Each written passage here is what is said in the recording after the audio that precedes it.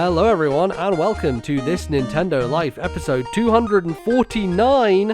My name is NBZ and I'm here in the summer of video games never ending. It's an assault. It's busy. It's not healthy for anybody to be playing every video game, and yet we're trying. Yeah, we're trying our best, but it's just I'm drowning in tens over here. There's just too many video games that I've got too good of scores, and just trying to play them all is a bit overwhelming. That's the problem. You see, I'm actually glad that stuff like Redfall came out and it was like, nah, this sucks. It's like, great, don't have to worry about it, you know? Like, I do hope that more games come out that are bad just so I don't have to worry about them anymore, if nothing else, because it's, I don't know, it seems like it's going to be, it's one of those years, and I don't know, it feels like every year is like this now, and I keep saying this, but I think it just keeps getting better and better. How often does a critically acclaimed Jedi game come out and I've played 5 hours of it and you've played no hours of it, and it came out 3 weeks ago?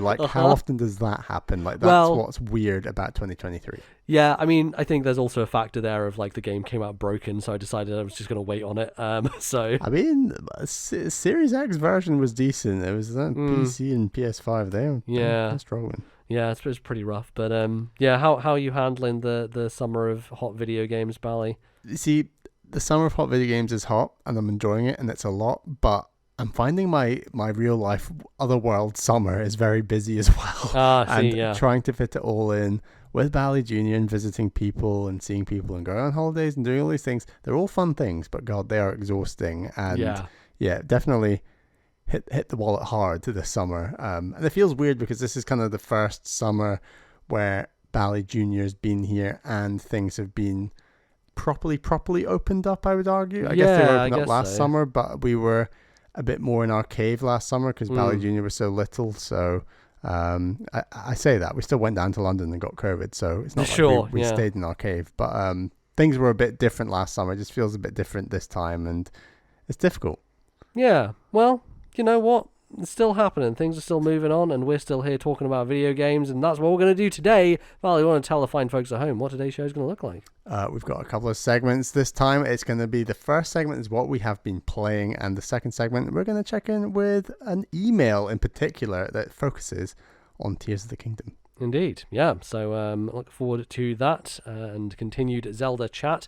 But Bally, let's kick things off with a new video game that came out that isn't on Nintendo platforms, but has some kind of Nintendo energy to it. It's definitely going to come to the Switch at some point. I think it will. Energy, right? Yeah. It's definitely in that vein. And and this is one that you've been looking forward to for a little while. And I was interested, but I was also a bit skeptical of it because I played a little bit of it at an event and didn't come away that impressed. But Planet of Lana came out, which is I would call it, I think this is a genre phrase that has come into vogue recently, cinematic platformer. Have you heard that term used before? Yeah. So that kind of limbo inside. Yes. I'm running out already. What are the other ones? There aren't a huge amount, I would say. I would say that the ones that do come out are probably of lower quality. Would you classify Inmost as a cinematic platformer, maybe? That's a great shout, actually. I'm going to put it in that camp for sure. Yes, definitely. Generally games that are kind of narrative and puzzly and platforming, but less in the idea of a Celeste or a Meat Boy, more so in a kind of contemplative, kind of mindy type of It's rare puzzle. That you have to execute a specific platforming thing. It does happen in these games, but maybe a little less so. But here we are, trying to craft a precise genre, and we don't believe in video game genres again. But exactly, sure. But I guess Somerville that came out last year might be in that vein. It didn't get great reviews, did it? No, it didn't. And I think actually part of that was that it wasn't. It was much more puzzly than that, and the puzzles didn't really work out for people. So I think that was the issue here. But I'd say Planet of Lana. I'd almost describe it as Inside, but if it was a bit more cheerful, but also and quite a bit easier. I'd also say. These puzzles. Sure. So I think the puzzles are simpler, and I think that kind of strengthens the game in some ways because it kind of allows you to focus a lot more on the story, the music, I think the overall experience. I think if I'd gotten stuck, and I maybe got stuck on one or two puzzles max, and I know your big puzzle brain, MBZ, is much better than mine on these things. I imagine you didn't stop once, but not really.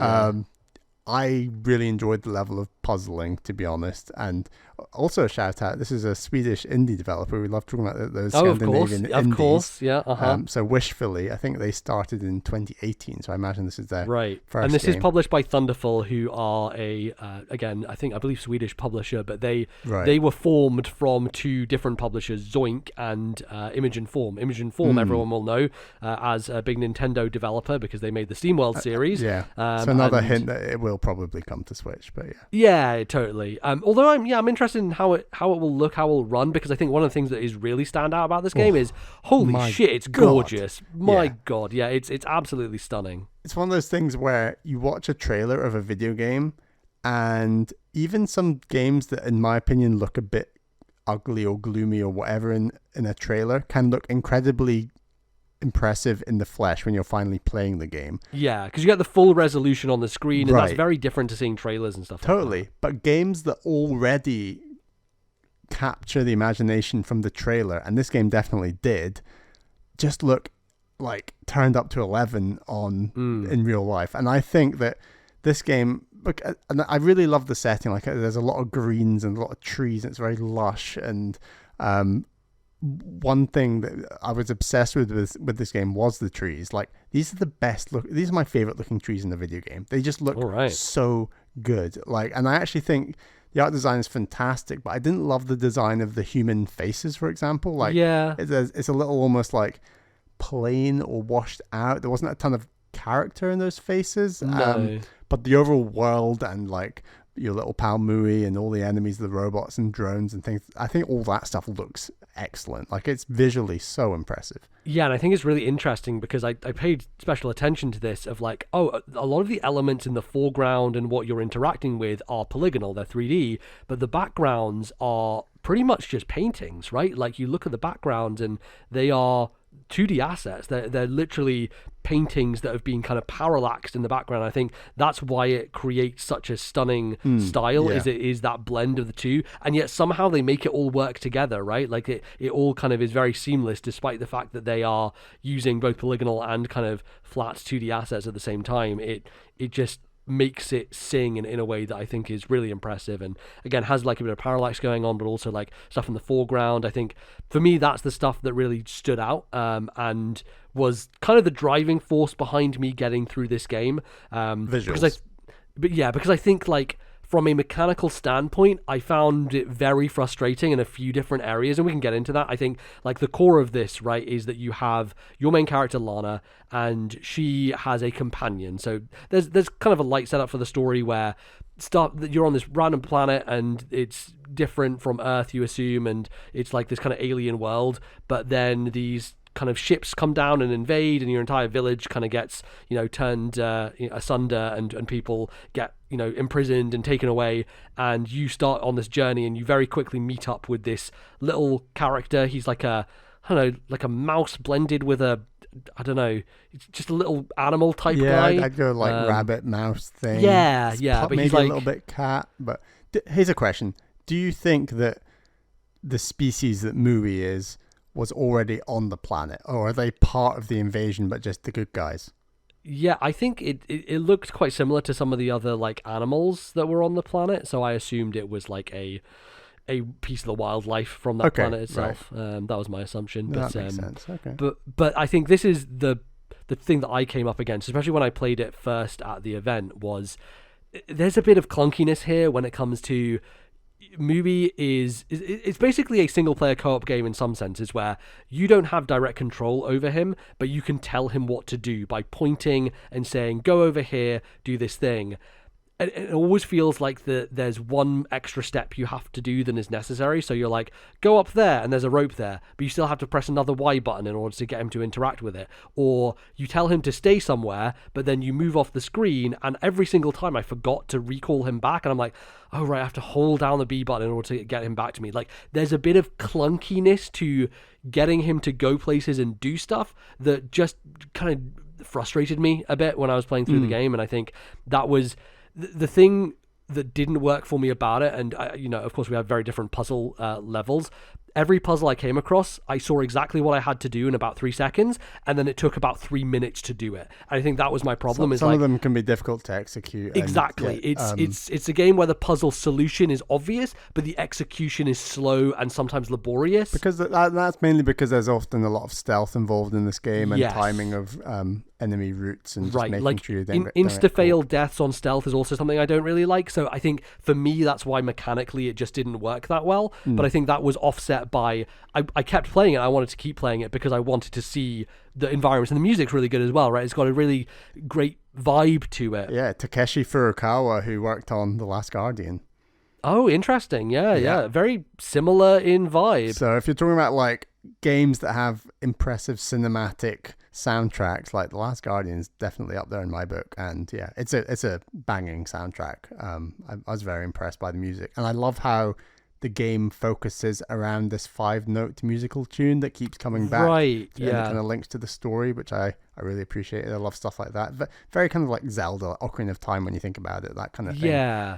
Yeah, it's cool that they use that. I do think the first time they deploy it is a little confusing. That was the only puzzle I really got stuck on in the game. That was a tough puzzle, yeah. Is the big pipe room, and I don't think they... the problem with that is that usually with puzzles, right, you want to build up to something like that, and you want to introduce a concept before you then deploy it in a more complex way. And this was a case of, we're just going to deploy the complex part of it without explaining how you get to there in the first place. So I think that's part of my friction, again, with the puzzle design, is like everything else was kind of straightforward, and then you suddenly get to this thing that spikes in difficulty and you have no idea how to get around it. So but I think later on, when you have to do that puzzle again, I was like, oh, I got it this time because it had been established already, right? So that's the thing that I think is cool about it, is that, you know, it does kind of build on that, but I also feel like it never evolved a lot of those concepts. It tended to be elongating them as opposed to evolving them. So stuff like, you know, getting past enemies and, you know, making sure you don't get spotted by them comes up quite a lot. And there are different ways to be in stealth, like in the grass or stuff like that. And it feels like they had those concepts and then they did stuff with it, and then you don't evolve it as much going all the way through. It feels like the puzzles were very much... the solutions to the puzzles and their solutions were designed before they designed the controls on how to enact Mui. Yeah, and, you know, like it's puzzle and solution first and foremost, and then we'll work on the game feel and how to actually do it, which is probably the right way around to do it. I don't know how you would do it necessarily the other way. But, I mean, I'm sure it's possible, but I agree. I think Mui is sometimes a little bit clunky, but I standing back, I didn't actually think it was too bad overall. Like I think it worked fine, and as you say, because a lot of the puzzles for the most part are pretty simple, it really worked out. And I actually did really like the puzzles. Like they were just my level of like, okay, right, and maybe you do that and then you mix this, and what you say about the one where you have to press the Y button on top of putting him in a location, it's mainly, I guess, because a lot of the puzzles are timing based, and like something might swing past and you have to then press Y at just the right moment for Mui to interact with it, and I don't mind that as much. And it's I think that I was surprised by I wasn't surprised. I think that like a lot of the reaction to this game, I feel like if this game had come out 5 years ago, would have made a much bigger impact, because definitely, I think that it's taking ideas from a lot of other games and not really doing anything new, but just doing them all in a really great way, which we've talked about before in the show. And, you know, it's saying on like, I don't know, 81 open crate, which is a great score. And it's obviously harder to get great scores these days. But I think it just, I don't know how it would have necessarily gotten better reviews. I'm not sure. Yeah, I think that's the thing, is like the thing that gets me about Inside and why that stands out to me so much is that I had so many aha moments with the puzzles in Inside, of like, I remember the one with the floating water above and the boxes, or, you know, moments where you're controlling him from the, you know, he has that headset on and you're controlling the other like bodies moving around. Like there's a variety to that game. And also like there were puzzles like where the weird mermaid was underwater and you had to like graze the water to like move it over so you could then move. Like for me, there was a complexity to the puzzle design in terms of me figuring it out in Inside, and then also like the end of the game and when it goes crazy and like you actually doing puzzles in that kind of crazy form is just like mind-blowing stuff. So for me, that's the thing that steps that game above what Planet of Lana is doing, where Planet of Lana is, and you can see the inspiration very clearly, even down to like Inside's thing that it did was you can approach a box and you can hold X anywhere on the box and the character will just hold on to it and move it from wherever they are. And that was a real innovation at the time, because previously it was like stand in front, stand behind, like it was very kind of rigid, and Inside kind of broke that barrier and was like, no, you can stand anywhere on this box and the character will animate to it specifically. And that's a thing in Lana's favor, I would say, is that the animation is incredible. Really, really strong animation. Like when she falls down and she does that forward roll, like it's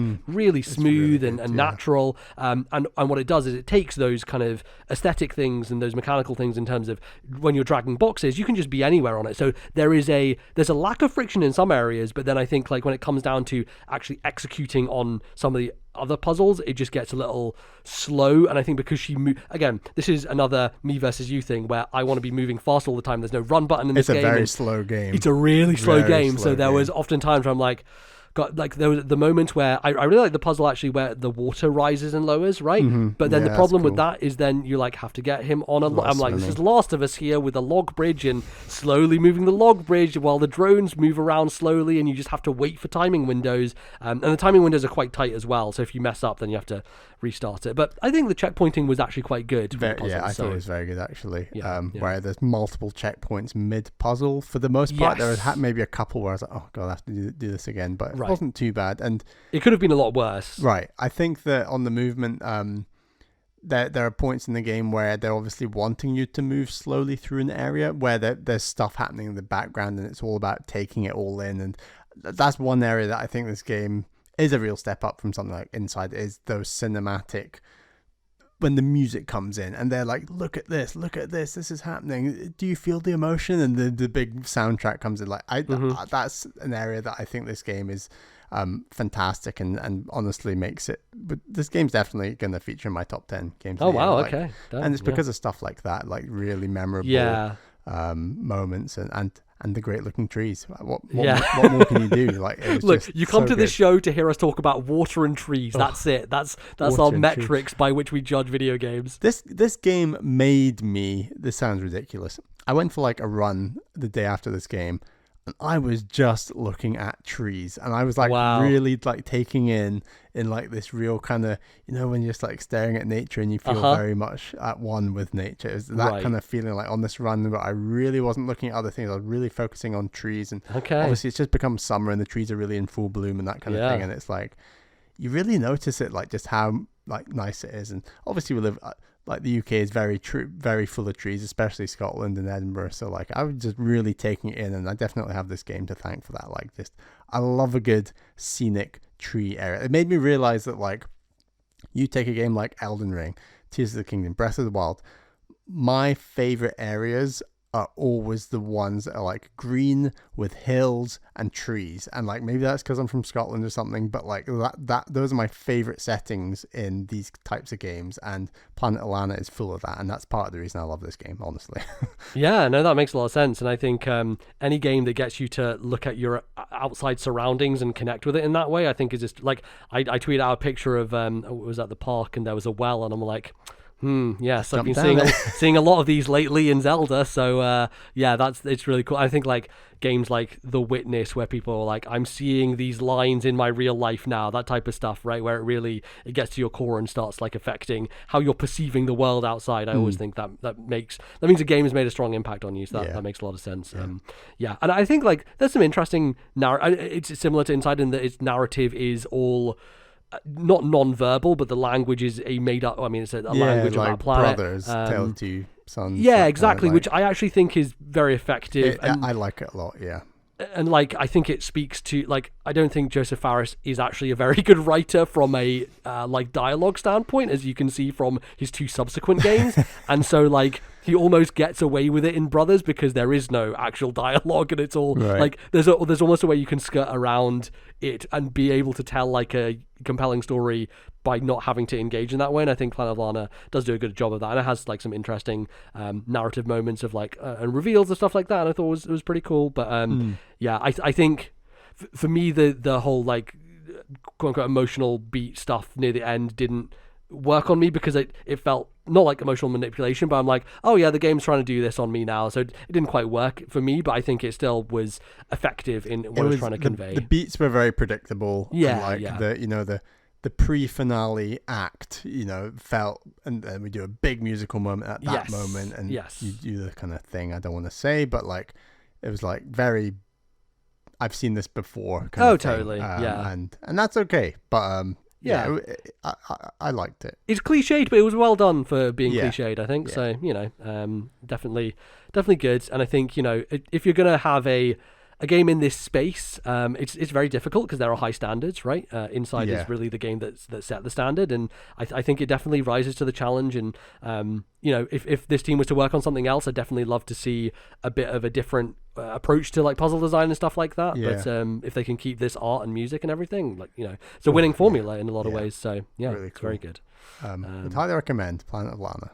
Yeah, so hopefully that gets a Switch release at some point later down the line. So we'll look for it, and I'm sure we'll let you know if it does, because that'll affect our Game of the Year stuff. But we shall see. But Bally, you have also wrapped up another video game. Yeah, I mean, I've not officially wrapped up until I've beaten the second game. But but you've beaten. This is a package of two distinct different games. I'm going to get back to the second game, but I beat the first Advance Wars as part of Reboot Camp. I played a lot of this game while I was away in Ireland just the other week. Once I'd finished up with Octopath Traveler 2, and I'd gotten myself into a situation where I got to the final mission, and then Tears of the Kingdom came out, and I thought to myself the other day, crap, I'm in the hardest mission of the first game, and I'm not going to play it for like weeks and weeks and weeks because I'm going to be playing Tears of the Kingdom. Maybe I should just go and finish that final chapter before I start Advance Wars 2, because that way I'm not leaving myself in this cliffhanger where all my skills will atrophy, and I'll be like, how do I play this game again?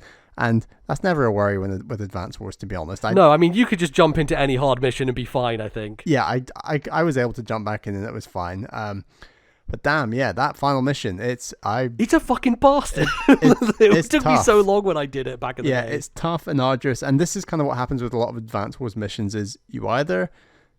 I find I either nail it and I'm guaranteed like an A or an S rank, and I'm like, boom, there we go. Or it becomes a war of attrition, and like you've said before, like you're throwing a lot of troops there, almost as fodder, just to hold your line and just to survive, basically, just to survive. It's quite arduous and long, and I got there in the end. There were a few, like, you have to pick your 3 CEOs to cover 3 separate parts of the map. And I think you have to pick Andy up the middle, but I could be wrong. Right. And I picked really poor CEO. Oh, no. I keep saying CEOs. They're just CEOs. Just CEOs. These fucking business suit guys. Like, oh, yes. I keep picking bad CEOs for the locations they were in, which was annoying. But I'm like, I'm not restarting this map. This is stupid. So I accepted I wasn't going to get an A or an S rank. And I was like, I'm just grinding this out. Let's go. And I got there in the end, and it was very satisfying.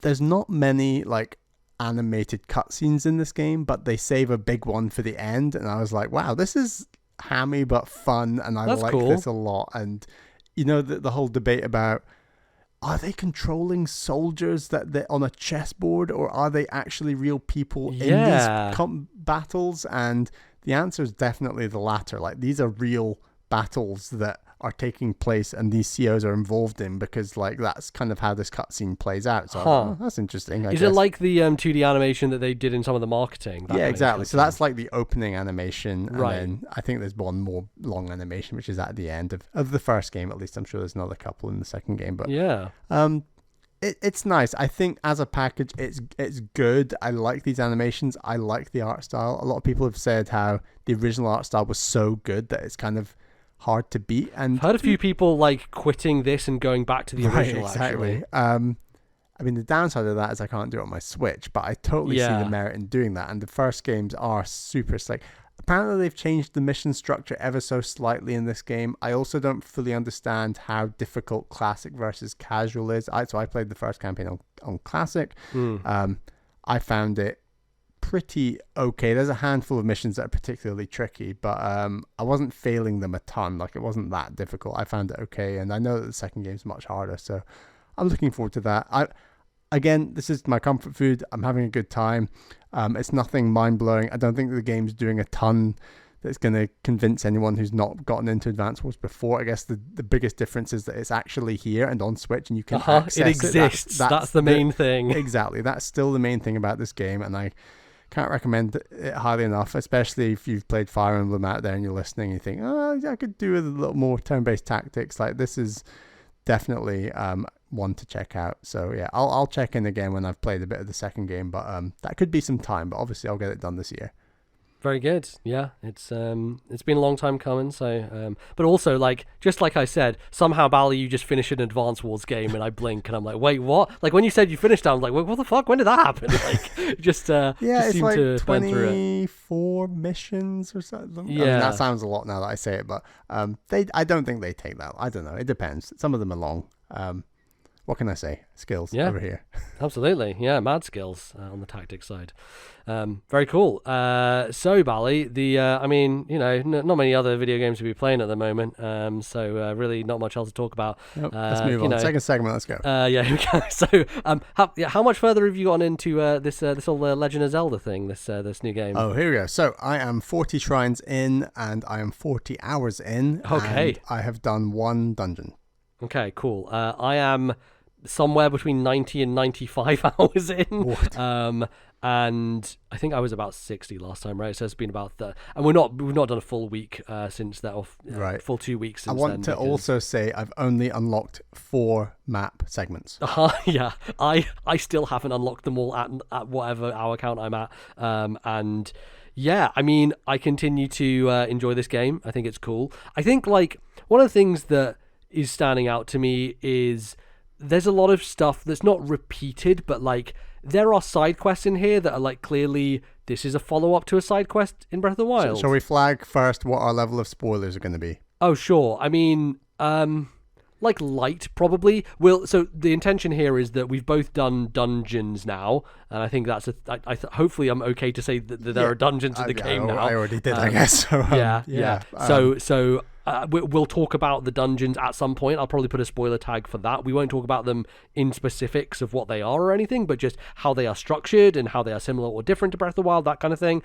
So we'll talk about that. But I would say we're probably similar. We're going to talk about similar spoiler level to the second segment we did last time, probably, I would say. Or the third out of the 3 chunks. Sure, yes. Like after the music break last time where we said, we're landed in Hyrule and we're talking about... We're talking about all the levels of this game. The thing is, at this point, if you're listening to this podcast, you've probably played like 100 hours and have probably played more than us anyway, so you should be fine. He's only played 40 hours. Are you kidding me? Why am I even listening to this? What's this man doing? Just playing Advance Wars instead? What a slacker. So yeah, I guess that's what we're going to do.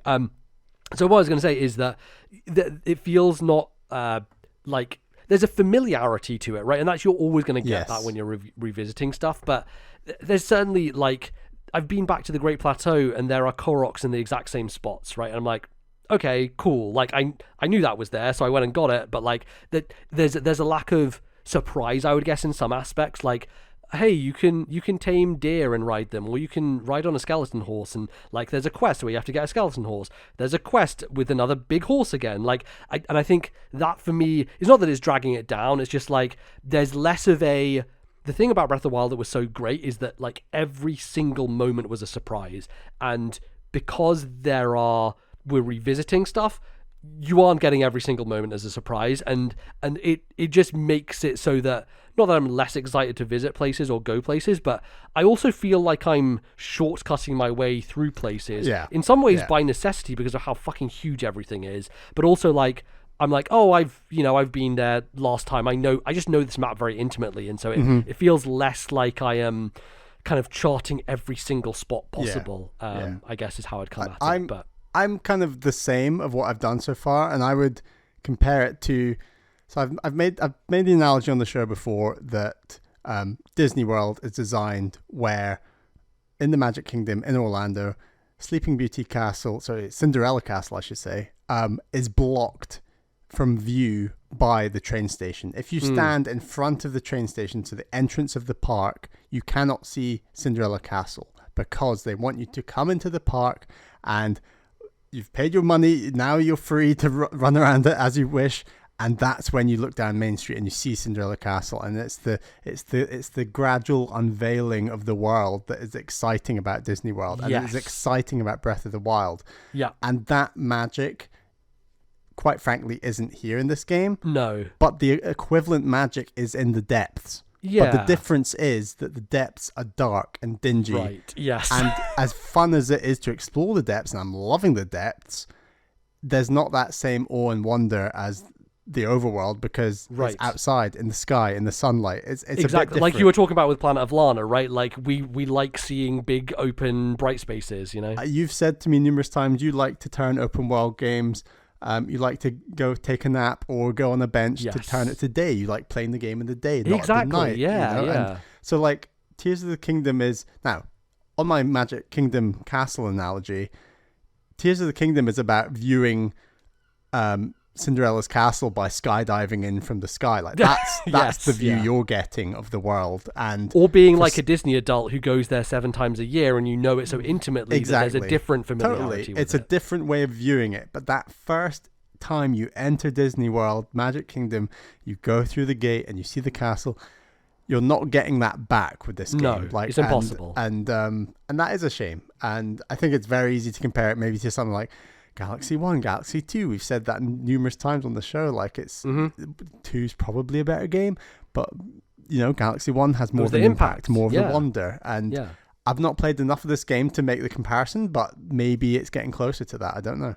Yeah, it's the same with a lot of modern games, right? Like God of War Ragnarok, I thought it was fantastic, but like it's familiar because we've done it before, right? Yeah, totally, like the impact was the first time, and yeah, I always find it tricky to like, and you know, we're coming up on episode 250. We're gonna have to decide what we're gonna do. But like, I don't know what to do in situations like that a lot of the time because it's like I often cheat, right? Like with my own like favorite games list, I take both Ori games and I just put them together because like, you know, I'm just gonna do that. So I just can't decide because the first one was Impact and the second one is like an impeccable step up, like in every way. Yeah. And that's what Breath of the Wild games are a great example. You're right. Yeah, and that's what Breath of the Wild and Tears of the Kingdom feels like. It really does feel like.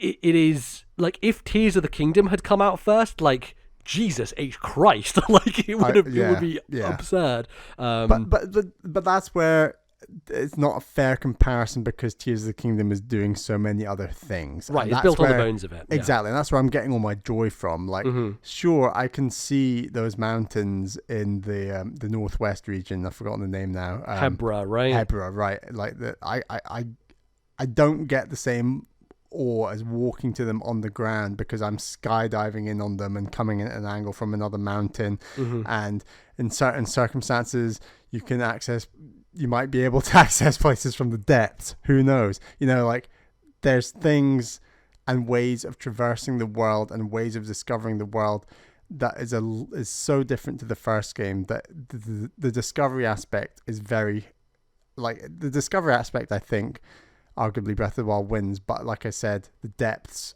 has so much discovery in it. It's its own, like, I always think the depths feels a lot more like Elden Ring. Like I've done multiple sessions in the depths where I've ended up running away from enemies just trying to get to the next route of light. Yeah, route. It's like finding a site of grace. It feels exactly like getting to a site of grace because you get the checkpoint, you open up the light, you've achieved something. It doesn't matter if you then die. You've achieved something, and that's the point. And I'm really enjoying that vibe. And that's not even talking about the insane machines and flying contraptions and other things. And I'm still really enjoying the shrines. Like 40 shrines in, I think I've really enjoyed the shrines. And I've done some really cool stuff in the sky. I admit that, and others have had this opinion that there's not a ton going on in the sky, and you know, in my opinion, that's okay. If there was a ton going on in the sky, this game would be 300 hours long instead of 200 hours long. It would be so fucking big. Can you imagine if the sky was completely full in the same way that the other two levels are? Like, It would. Like, I've done so little in 40 hours, and this is on top of the fact that I play games quite a bit more slowly than you. Yeah, so it's like amplified like tenfold with like, this game. You might think I'm going through those areas with a fine-tooth comb. I don't even think I am. No. Like, I think I'm going through with a decent-sized comb, but not that fine-tooth, and, you know, that's okay. I'll get there. I'll eventually get all the shrines and beat this game and try and do as many side quests as I fancy. But like I'm still really, really, really enjoying the ride. And it's a very different feeling ride than Breath of the Wild. And I think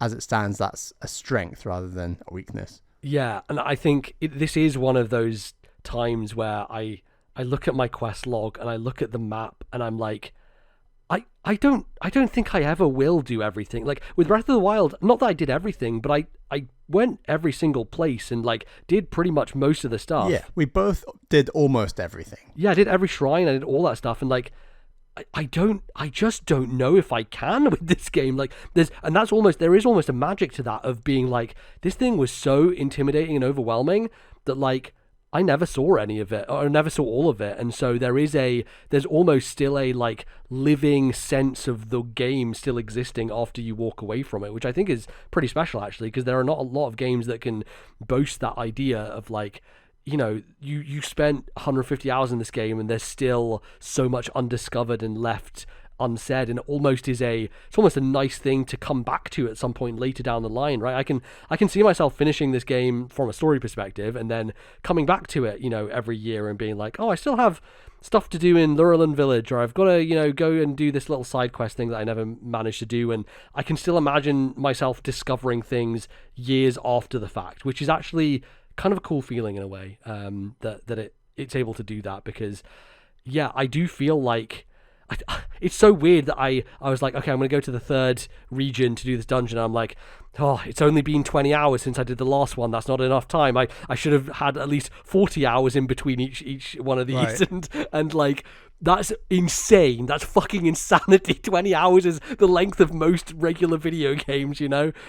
So yeah, there is just a way in which time absolutely melts playing this thing, because it's just, you just get locked into doing something. And like I did a whole quest that we were kind of talking about last time of, oh, there are these weird islands with some stuff on it, and there's like some stuff you can't read, and I was like, I'm gonna try and figure that stuff out. And so I ended up going on this entire quest where I discovered, you know, what I needed to do to initiate that, and then I basically went around every single one of those, even the ones, and this was the fun part, I hadn't uncovered 3 sections of the map. So usually on the sky map you can zoom in and see, oh, this is the shape of the island, and these islands are shaped in a specific way, so you can pick them out. So I highlighted all the ones that I could see on my open map, but then there were a bunch that were on the map that I hadn't done. And what I did was I just got up into a high place, got out the binoculars, and just scanned the sky to see if I could find them. Nice. And that was so fun to like not have the map open up and just to use the tools within the game to be like, oh, I think it's over there.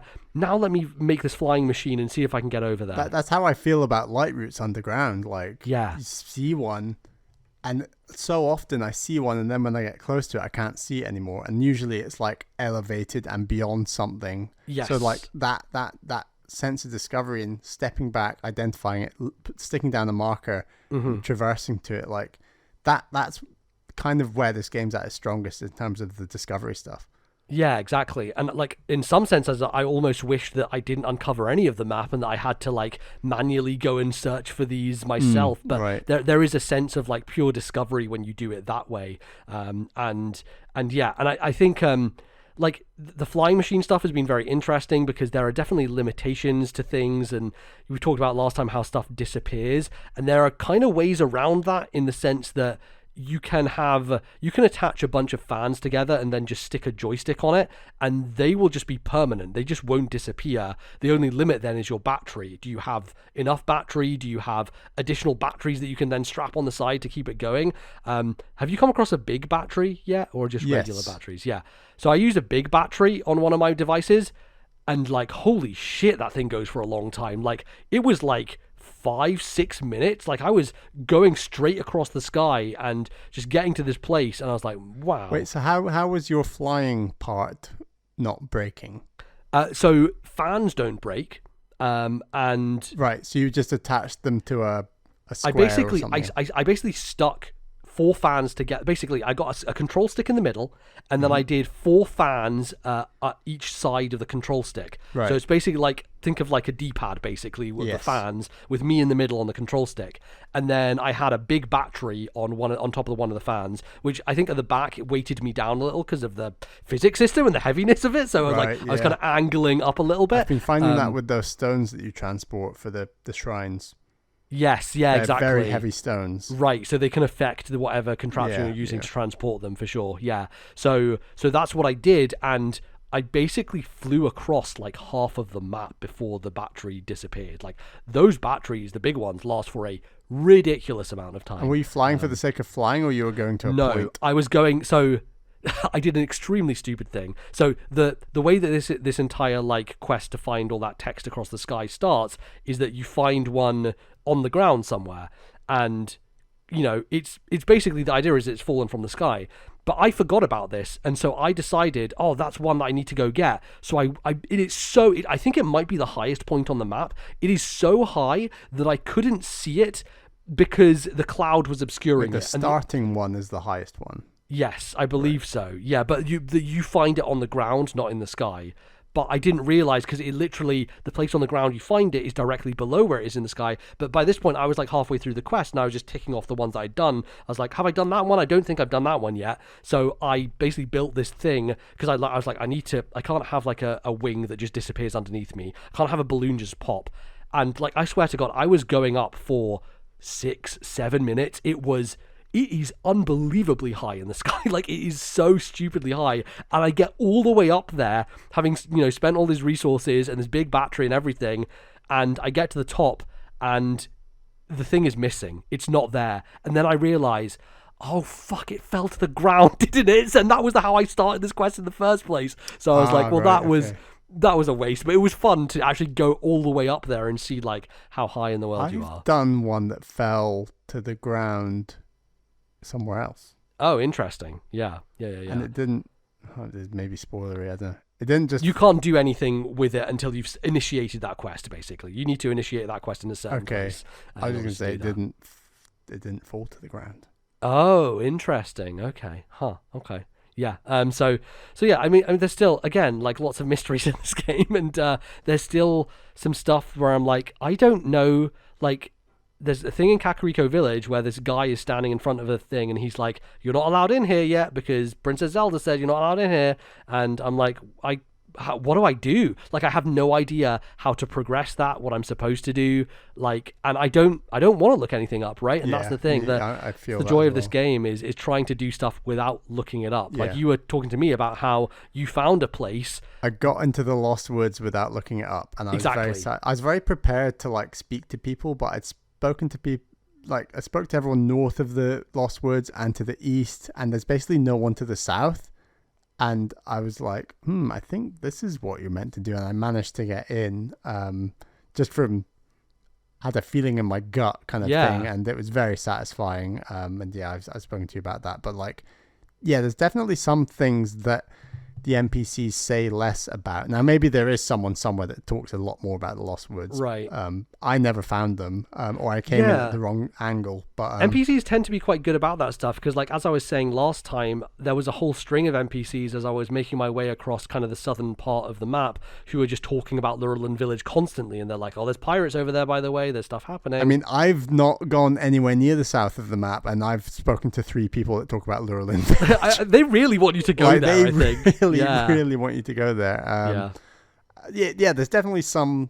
I reckon the Lost Woods is probably in one of the top tiers in terms of amount the game wants to say, perhaps, and maybe Lurelin is in the lower tier. But I reckon everything is on a sliding scale of how much they want to tell you about it or not. Yeah. Have you come across like these monster squad things yet at all? Not yet. I saw you tweet about them, and I think I might have seen them on Twitter, but yeah, I've not come across one. Yeah, I think it was like part of one of the trailers, actually. Like, it's kind of like the fighting with NPCs by your side, basically, type of deal. And like, yeah, I think I was about 80 hours in before I came across one of those and was like, oh, like I saw people talking about this on day one, and it's something like near the opening area that you can do one of those. So, that I think that's the thing, is like, because both of us were like fuck it, we're going in different directions straight away. We just didn't spend a lot of time in that opening area, which I think is why we may have missed like some of that opening stuff. But then you come back to it later and you're like, oh, I didn't realize this was even like an entire mechanic in this game. Yeah, I've still not done the opening mission that you do in the depths. I've not done that. No, exactly. Yeah, I've still not done like the first impa mission you get given, and there's totally, and there's also like there's core stuff linked to that you just won't get access to otherwise if you. But the thing is, like, I am going to do them very soon, but I keep getting sidetracked and like with like the Lost Woods and finishing off. We can talk about the dungeon later, but I did that Northern Dungeon, so yeah. Should we maybe transition into discussing those? Because sure. That's something that obviously is a big thing that people speculated about before this game came out, and then I think 2 days before the game came out, Nintendo just tweeted, and also the dungeons, and everyone's like, "Excuse me, this game's about to come out. Why are you telling us now that there's dungeons in the game?" Like, it's such a weird thing for them to do. It's like they were like held to ransom or something, right? It's like gun to the head. You have to tweet out that there are dungeons in this game, and they're like, "Okay, we'll do it." It feels like the marketing department had been shouting at the development team for like months, and they're like, "Fine, okay, 2 days before we'll let you talk about it." And it's like, what a weird decision. Again, the marketing of this entire game has been such a bizarre thing overall. Like down to the part of doing a Treehouse Live hours before the game comes out. Like who's gonna watch that? Absolute insanity. It speaks to Nintendo are an incredibly Japanese company, but North America is their largest market. How do we square this? Circle this square this circle, like, and I still don't think they have a good answer to that question. It's totally. They don't fully understand their biggest market, which is bizarre. Yeah, but anyway, hey, guess what? There are dungeons in the video game, and I still don't know if these are just the 4 dungeons in the game. I'm not certain on any of that still, but let's talk about them. So Bally, is Zelda playable? That's what I need to know. Yeah, God, every hour I play, it's getting less and less likely. Is what I'll tell you. It's not happening. Dungeons, yes. So dungeons. So yeah, Bally, you have done the only one I haven't done. And I've done all the 3 other ones basically. So between us, we've covered them all so far. And I think the cool thing about these dungeons is comparing them to what Breath of the Wild did. Breath of the Wild was very much like, these are the divine beasts, they work in a certain way, there's a whole thing with the map on every single one where you can move them about, and like there's a mechanical nature to them, right? But ultimately they're very different in that they're non-linear, and they're different from old Zelda dungeons, and you can you just need to hit these 5 switches in a dungeon, and when you've hit the 5 switches, that's it, the dungeon's done, you go and you fight a boss at the end. And every boss was kind of the same. It was a version of the Ganons, right? It was the Wind Blight Ganon or whatever different Blight Ganon it was. And and I think there was like the first one I did, which was the Gerudo one, I enjoyed. I really loved it, and I thought that's really cool. It's interesting, it's new, it's unique. And then I did the rest, and I'm like, oh, these are all kind of very similar, and I kind of peaked with the best one. The Gerudo one's the most complex, has the toughest boss, like has the best lead up to it, all that stuff. I basically peaked at the very beginning and did the best one first, and that was a bit of a shame because the rest of the game from a dungeon standpoint was very disappointing, and I didn't really live up to it. And I think they've made some changes here, some steps up. I think the major one for me is the lead up, because before we had the situation where the Rito one was like a half a second thing that you did and then you're going to the dungeon. Now every dungeon has a significant lead up to it, including multiple quests that lead up to it, different things that you do, traversal, getting to the dungeon, like getting to the Rito dungeon, just getting there in the first place is maybe just a 2-hour journey physically to get there. Mine wasn't far off that either.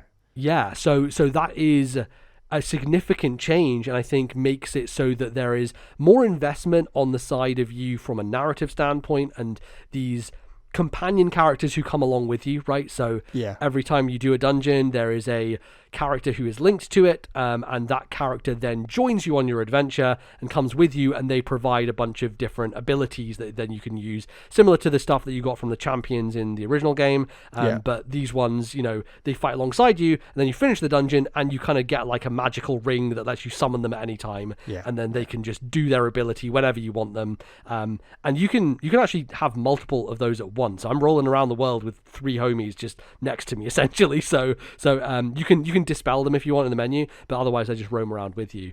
And fundamentally, structurally, these dungeons are quite similar to Breath of the Wild in the sense that you still have to go and do 5 things within the dungeon. It's like hit the 6 switches. The number varies actually, because the Gerudo one was 6, maybe the Rito one was 6, Gerudo one was like 4 or 5, and then Zora was 5, I think, maybe. So it varies in terms of number, but it's basically like go and do these. You can do them in any order, similar to what Breath of the Wild did, but the crucial difference is the theming, and every single one is differently themed, and every single one has a totally different boss, and each of these bosses they feel much more like classic Zelda bosses, right? Like they are different, unique, interesting. They have mechanics tied around them that are linked to that dungeon thematically. And I think they do a much better job of just feeling like a Zelda dungeon, even if they don't go the full 100% of the way there. Yeah, I agree. I think that, for me, Zelda dungeons aren't just about the dungeon themselves. It's about the journey, and my favorite Zelda that's not Breath of the Wild or Tears of the Kingdom is Wind Waker. And I always think back to Dragon Roost Island and the idea that you are sailing to this island. The island has an issue.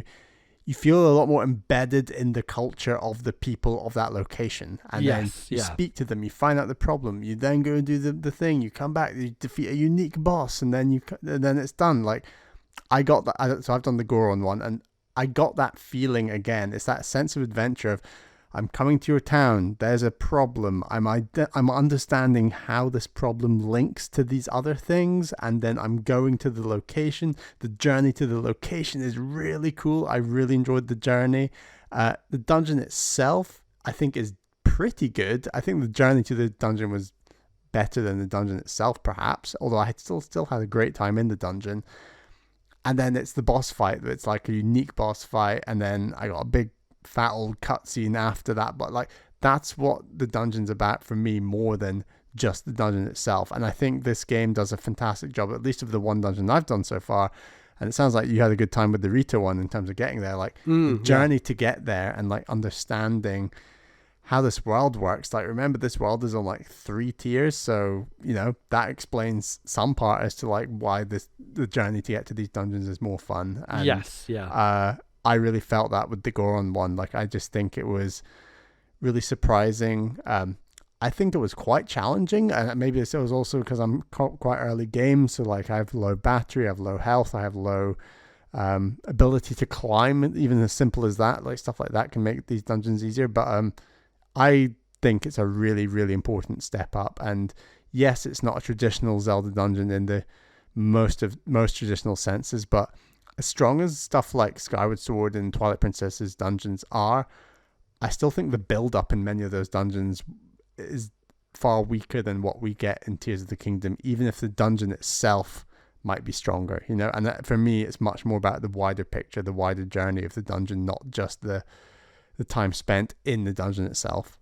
Yeah, for sure. And I think that this game nails that aspect, which is really good. And I just, again, I'll always be like this. I just wish they were longer. They had a bit more for you to do, like there's definitely... This one looked simple, but still took me a damn long time. Yeah, I think that's the thing. Like, I think a lot of them still took me like 45 minutes to an hour. Mine but was longer than that, I think. I play slow. That's true. But I still was like, man, there's a real joy to like a Skyward Sword dungeon, right? That like, it's going to take you a long time and you're going to have to do multiple things and link it together. And I think that the nice thing about traditional Zelda dungeons is they are linear, and so that they can escalate things, and so that they can make the puzzles more complex because you have done this previous one that lets you understand a thing that you can then lead on to. And I think that's the one drawback with this style of dungeon, is because it's all open, there is a flat difficulty curve the whole way through, because you can approach any one whenever you want. Now, some of the things to get are harder than others, granted, but I still think that like overall they have to balance it in a way so that you can approach it from any angle, and so it just means that you aren't able to stack that as much. That said, I think one of the dungeons, so the Gerudo one in particular, which is again the favorite one that I've done so far, felt a bit more like a traditional Zelda dungeon in that sense, and in the sense of the what you need to figure out and what you need to change and how that kind of does the complexity with it. That one is the one that, both from a tonal, aesthetic, just general standpoint felt more traditional, but also from a mechanic standpoint felt like it did have a bit more of a ramp up to it, just the way that it was structured, which I thought was really cool. But there's also interesting stuff, like in that dungeon in particular, I ascended through the ceiling and I got to the boss room at the beginning of the dungeon. There was nothing happening there, but you can just go there, right? And that's the weird thing about it, is like, oh, I ended up here. The boss isn't going to come yet because I haven't activated anything, but I can run around this boss room if I want, and just prepare myself, I guess, for when it actually does happen. But yeah, I think it's definitely an improvement overall, and yeah, I like the dungeons in this game, and I'm looking forward to doing the Goron one. It sounds like it's a good one as well. How do you feel about the kind of the partner characters and the abilities and the stuff that kind of comes along with that? And have you had much time with them in the open world to mess around with that stuff? I don't know how much you know about the Goron one, but I know that I've seen videos where he's like rolled up into a ball and there's like an angle that you can shoot him off or something along those lines. I will say it's very useful in a number of different ways, and I've really appreciated its use, to be honest. Like, I think it's really good. I have nothing to compare it to, so I don't know what more to say without spoiling. They're all different. Like some of them are offensively based, some of them are not. Like the Rito one is similar to the first game in that it's movement based, and that one is very... Rivali's Gale was honestly the most clutch thing in the whole game, honestly. Yes, this one is different to that, but it is extremely useful, and me having it as early as I did has not made the game easier from a traversal perspective. I'm definitely doing Rito next. They're my next it's one. super helpful. I use it's probably the one I use the most frequently. So that one is definitely cool, and like the other two are very cool as well. One of them feels almost overpowered in how strong it is, but I'm like, whatever, I'm going to use this on a really difficult enemy, and it will just help things and make it a lot easier. So there is a sense that once you have them all and they're all just rolling around with you, not that you're undefeatable, but I have definitely found the difficulty fall off a cliff. The game has become very easy for me in a lot of different ways. Like I feel like none of the boss fights have been challenging, which is a little unfortunate. And I think Breath of the Wild suffered from this as well, and they've really not found a good solution around it, in that once you have a set of armor that's good, once you have a bunch of weapons, you don't take a lot of damage, and you can deal out a lot of damage very quickly. Yeah, there's just a tipping point, and you're right. The nature of the open world and being able to do any order means the first few bosses are so much tougher than the last few bosses, and that kind of goes against every other Zelda game. Yeah, it definitely kind of get tougher. It definitely tips the scales for someone like me who has played 90 hours but still hasn't done every dungeon. You know, I think your average player who's just mainlining the story would be able to have a better challenge, because they wouldn't have done enough exploring in order to get all the abilities and extra, like, you know, super powerful enemy enhancements and, you know, armor upgrades. So they would be rolling into these boss fights at a more consistent level, and so that they would be a challenge up to a point. But yeah, I'm at that point where I'm just like, I have maxed out armor, and I have a bunch of very powerful things I can fuse to my weapons at any moment, so it makes it very easy for me to just kind of roll through things. But that said, there's still a lot of challenges. Like, there is a I don't know if you've come across any Colosseums undergrounds in the depths at all, anything like that. But there's some stuff down there which is like big enemy challenges, and there was like Lionels I had to fight where I'm like, I can't fucking do this. This is like, this is brutal in a way that I just can't deal with right now. I've seen a depths Lionel and ran for dear life. I saw it in the distance and I was like, I'm not getting any close to that thing. Yeah, they take a long time to kill and are very, very difficult. And like, I have tried to fight a Gleeok. It is not gone well. It's been very, very difficult, and I died very quickly. So there are still very difficult challenges that I can't do, but I'm more talking about like the story stuff where like, I'm going to roll into this Goron dungeon. I'll probably hit the boss like 3 times and he'll die, right? Like, that's unfortunate, but that's kind of just how the power creep has happened.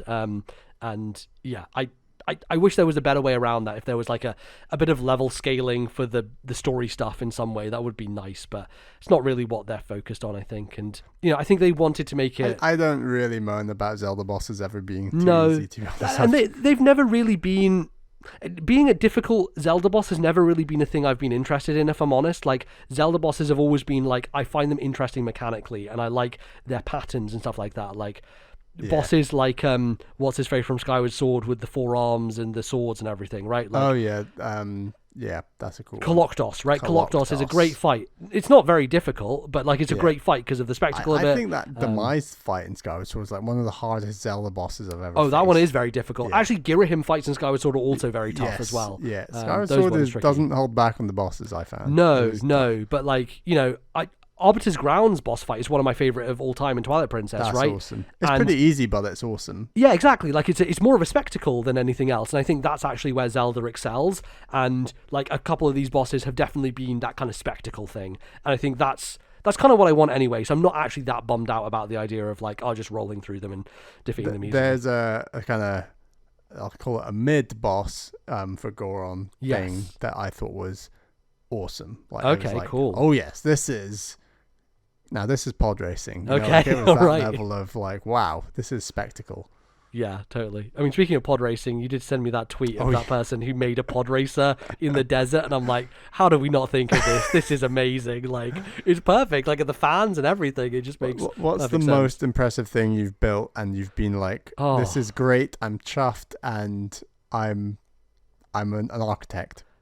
I don't know that I have anything like that complex yet. I do want the one thing that's challenging for me about this is I'm a hoarder when it comes to resources, so I've been very reluctant to I'm like, I'm using up more rockets and more fans. I'm gonna have to spend more to get them. Yeah, I'm getting through a lot of rockets, and I don't like that you basically have to warp around to get to all the gacha machines just to get your things. And I sent you a tweet where someone shot one and it all fell out. Right, it got stuck or whatever. Yeah, that was a whole thing. I don't love that, but I appreciate that. They want there to be a bit of scarcity, I guess. Yeah. I don't know. It just kind of makes me wish for like a sandbox mode almost, where you just have infinite stuff to tool around with. And I was wondering, like, is that in Tarrytown? Because I've only just got to Tarrytown, and there's a whole big area where there's seemingly a good place for you to do construction.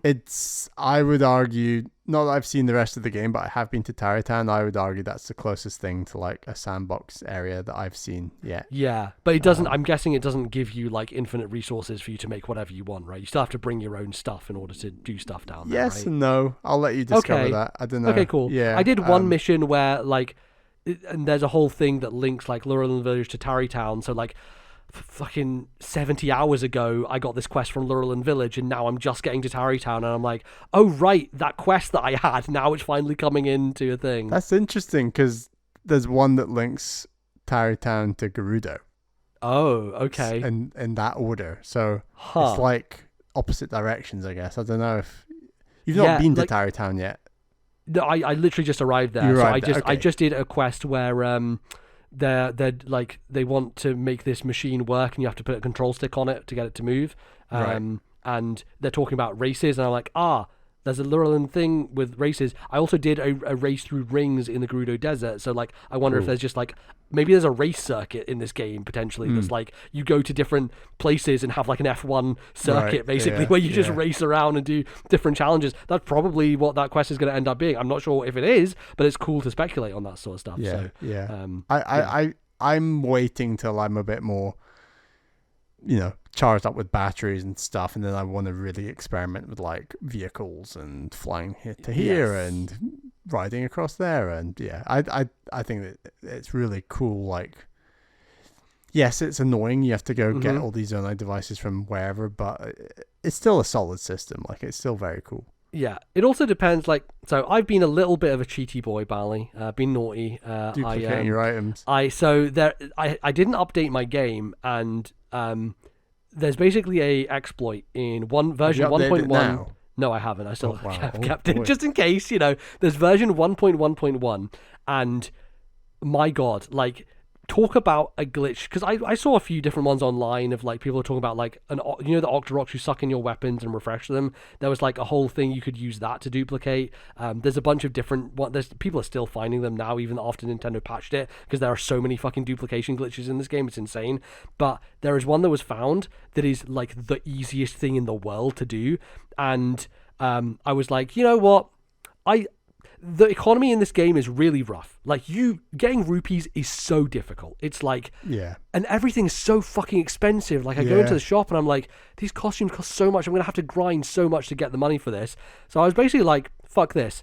And I did this glitch, and I had, within about 10 minutes, I had 200 diamonds. So I went and sold those 200 diamonds, and I had 100,000 rupees. So I never have to worry about money again. I basically went round every shop and bought every single piece of clothing, and it cost me about 20,000 rupees. So let me tell you, you need a lot of fucking money in order to buy everything in this game. So I got lucky going Goron first, because you do find a lot of like diamonds and amber and opal and all the other ones. I don't know, but so all the precious gemstones to sell. You need those precious gems just to keep up with the economy. You're right. And I was shocked at the price of the Goron related stuff. Like I couldn't believe it. You know, Zelda often does that thing where it's just like, here, will you buy my vase from this shop? And it's like 999 rupees. And you're like, oh lol, I don't actually have 999 rupees. I'm sure you just mean it'll be cheaper later in the game. And that's kind of the first thing I thought when you get to the armor, and then it's actually legit. Oh my God. Wow. It's really rough. Yeah. And that's the thing that I was like, I'm going to spend a lot of time in this game. But at that point in time, I had probably 80 hours in the game. And I think the most rupees I had at one point was 1,500. And that's after 80 fucking hours with this game. So I was like, this is just not going to work, is it? So I didn't feel too bad about that. I think the thing that makes me feel bad now is that every time people give me rupees as a reward, I'm like, oh, that doesn't feel like a reward anymore, because I have 70,000. So I'm like, all right, you gave me 100. That would have felt good before, but now there's quite a few side quests I've done where it's like, here's 100 rupees, and I'm like, thank you. It just feels so good. Thank you very much. It's so necessary. So I'm gonna stay legit. I'm gonna work my way up. Yeah, no, it definitely like has hurt me in different ways. So I think like it's worth doing that. And I think the other thing that I did was I duplicated a bunch of Zonai items, mainly control sticks, because like, here's the stupid thing about this game, is they give you all these resources everywhere on the ground, all these fucking wooden boards and wheels, and I'm like, well, that's great, but every time I want to make a thing, I have to have a control stick in order to make it functional. And I think that's a little bit of a drawback of this game, is like, you really have to have control sticks to make anything functional in this game, and the fact that it's a Zonai item that you have to get on a random chance, it's just a little bit annoying. I wish there was an alternate means of doing that, right? Like, even if by the wooden planks you had a traditional wheel that wasn't like a wheel that you rolled on, but one that was like a ship or something that you could attach to your vehicle, and then they do dump Zonai items across the world, like rockets sometimes. So if you're nearby, they sometimes will have a control stick there, and there are certain areas that are much better for that than others. I guess I'm more talking about like the more traditional just wooden plank areas, where like, cool. It's kind of a joke how frequent those areas are. It's kind of funny how they're literally everywhere. They are everywhere, but like, if I want to engage with them, I have to have a control stick to do it. So that's the thing, where it's like, I just need a bunch of these, so I'd never have to worry about this again. I forgot to say, my proudest contraption or structure yet is still really simple. It was the tower in Akala, and I had run out of Keith's eyeballs. Okay. And there was this elevated, what are those like bat-like creatures, the big ones, not the the Aracudas, I think, or something? Aracudas, there was one of those, and minor spoilers, you have to shoot the Aracuda to get the item to then unlock that tower. Yeah, I just did that one recently, actually. I did it not realizing. I was just killing it for the sake of killing it, and it dropped it. I was like, oh, I guess I figured that out accidentally. So I had run out of Keith's eyeballs, and I basically built a structure into the sky to reach it, and then shot it with like a regular arrow, and it's my most proud. Like, Caroline watched me build it, and she was like, really impressed. Like, and I built like struts out the sides to support it, and then I built it like along the ground flat, and then erected it like up into the sky, and it was like, this is proper engineering 101. I really, really love this game, but even that simple stuff, I think it's so cool and was so satisfying. I think like Addison. The thing with Addison for me is how many different scenarios they give you with him in different places and different locations to make it a challenge every time of like, gosh, I really have to think about the best way to place things to make this work. Like, there isn't it's not one of those situations where you come across a single solution that will always work, because you always have different objects. I saw your vehicle on Twitter. That was so good. That was such amazing timing where like I'm just rolling around, and that's what I'm talking about. That vehicle will never disappear because it's just 4 wheels stuck together with a control stick on it. So anything you build like that, you never have to worry about it like running out of energy like the balloons or like the wings do. But surely it's only balloons and wings that run out of energy. I think so. I think it's any obviously platform, like rockets or like the sleds that you get, or like the little ones with wheels that you can turn into a skateboard. Those I think will go as well. Yeah. But if you just take the base components and wheels and just put them all together, and so I was like in a car and I was like, oh, I need to get to Tarrytown or whatever, or I need to get to this place quickly. So I just built one of those quickly.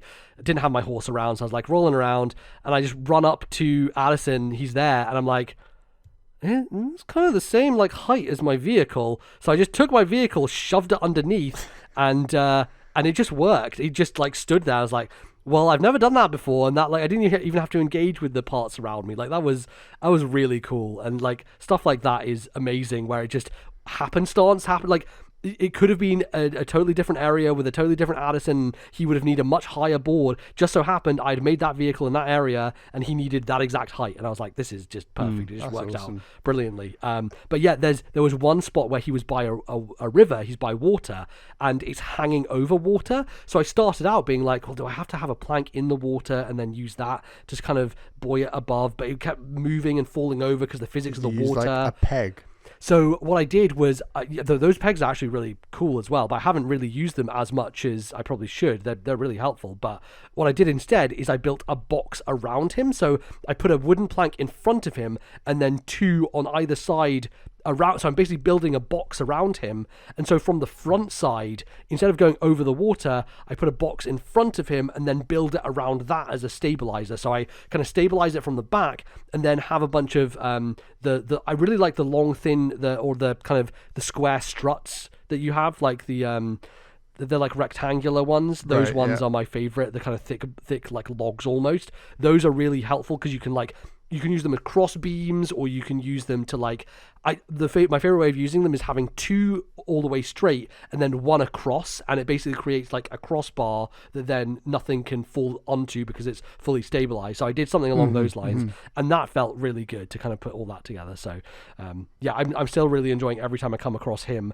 So from a contraption standpoint, I would say that's the times when I get the most creative with it. And I do want to have a bit more space and time to just, because it tends to be the case if I want to go somewhere, I'll just build something practical and easy. Like my go-to is building a wing with 3 fans on it and 3 rockets. So the 3 rockets give me that initial boost to get me into the sky, and then the 3 fans continue to make me go my way, and then I'm just using a traditional kind of like wing guy to just fly through the air. It uses a lot of battery to get those rockets going.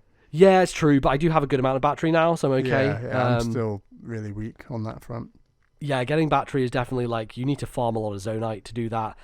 There's other ways of getting it. Like there is a whole depth quest that's like a main quest thing as well that I stumbled across very early in the game, before the game told me to do it, and that's a thing that's still ongoing for me, and you get some more crystallized charges from doing that main quest stuff. So that's pretty cool, but yeah, it is a lot of just try to farm a little bit and just keep your zonite and making sure that you have enough of it.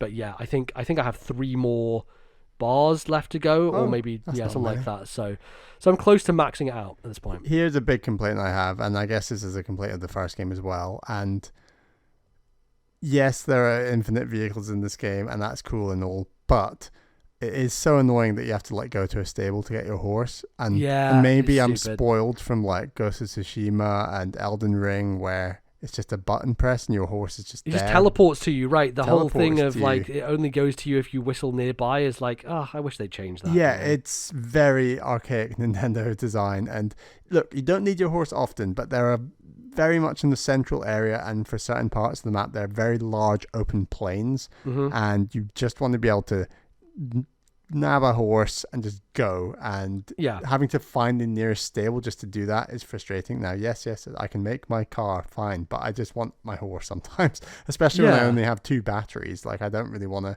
do that. Right, exactly. And every time you do it, you have to go through the same dialogue, and they're like, do you want to attach a thing? No, I don't want to attach a thing. Like, it's classic Nintendo. Animal Crossing, inviting someone to my island levels of pain. Yeah, like Animal Crossing is like the touch point for all these things. Like everything that it does is like, that's classic Nintendo, constantly making you read through the same dialogue again and again. While at the same time making like one of the most impressive games ever. Right, like on simple stuff like that, they're like, we'll just keep it the same as the first game. Why not? Yeah, like why?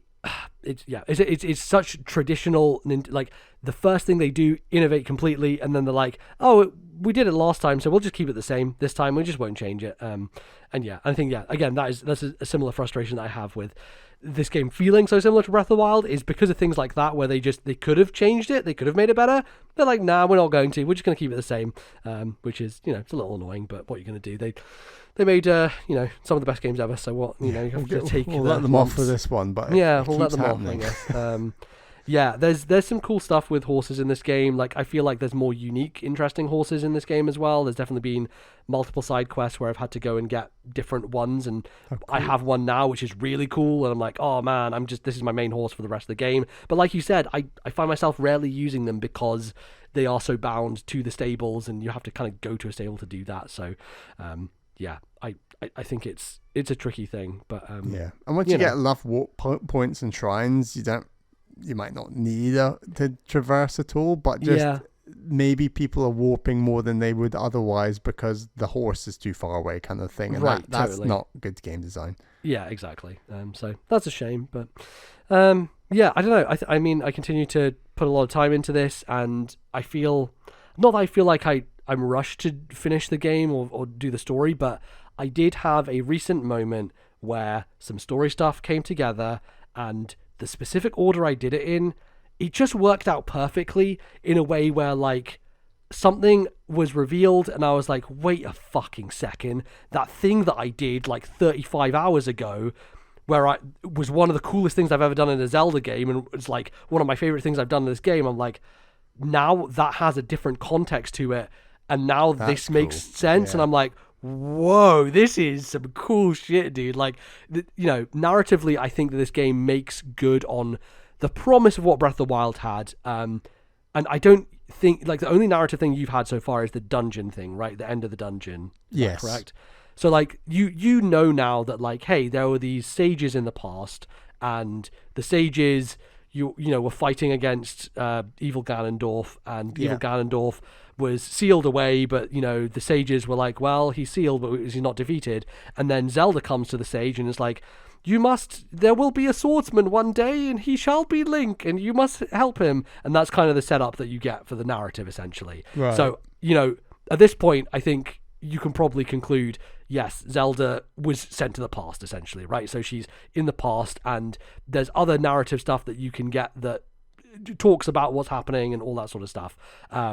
And for me, there is a way in which they take that narrative, which they started in Breath of the Wild, and the way that they doled it out, and they dole it out in a different way here, and it's cool and it's different.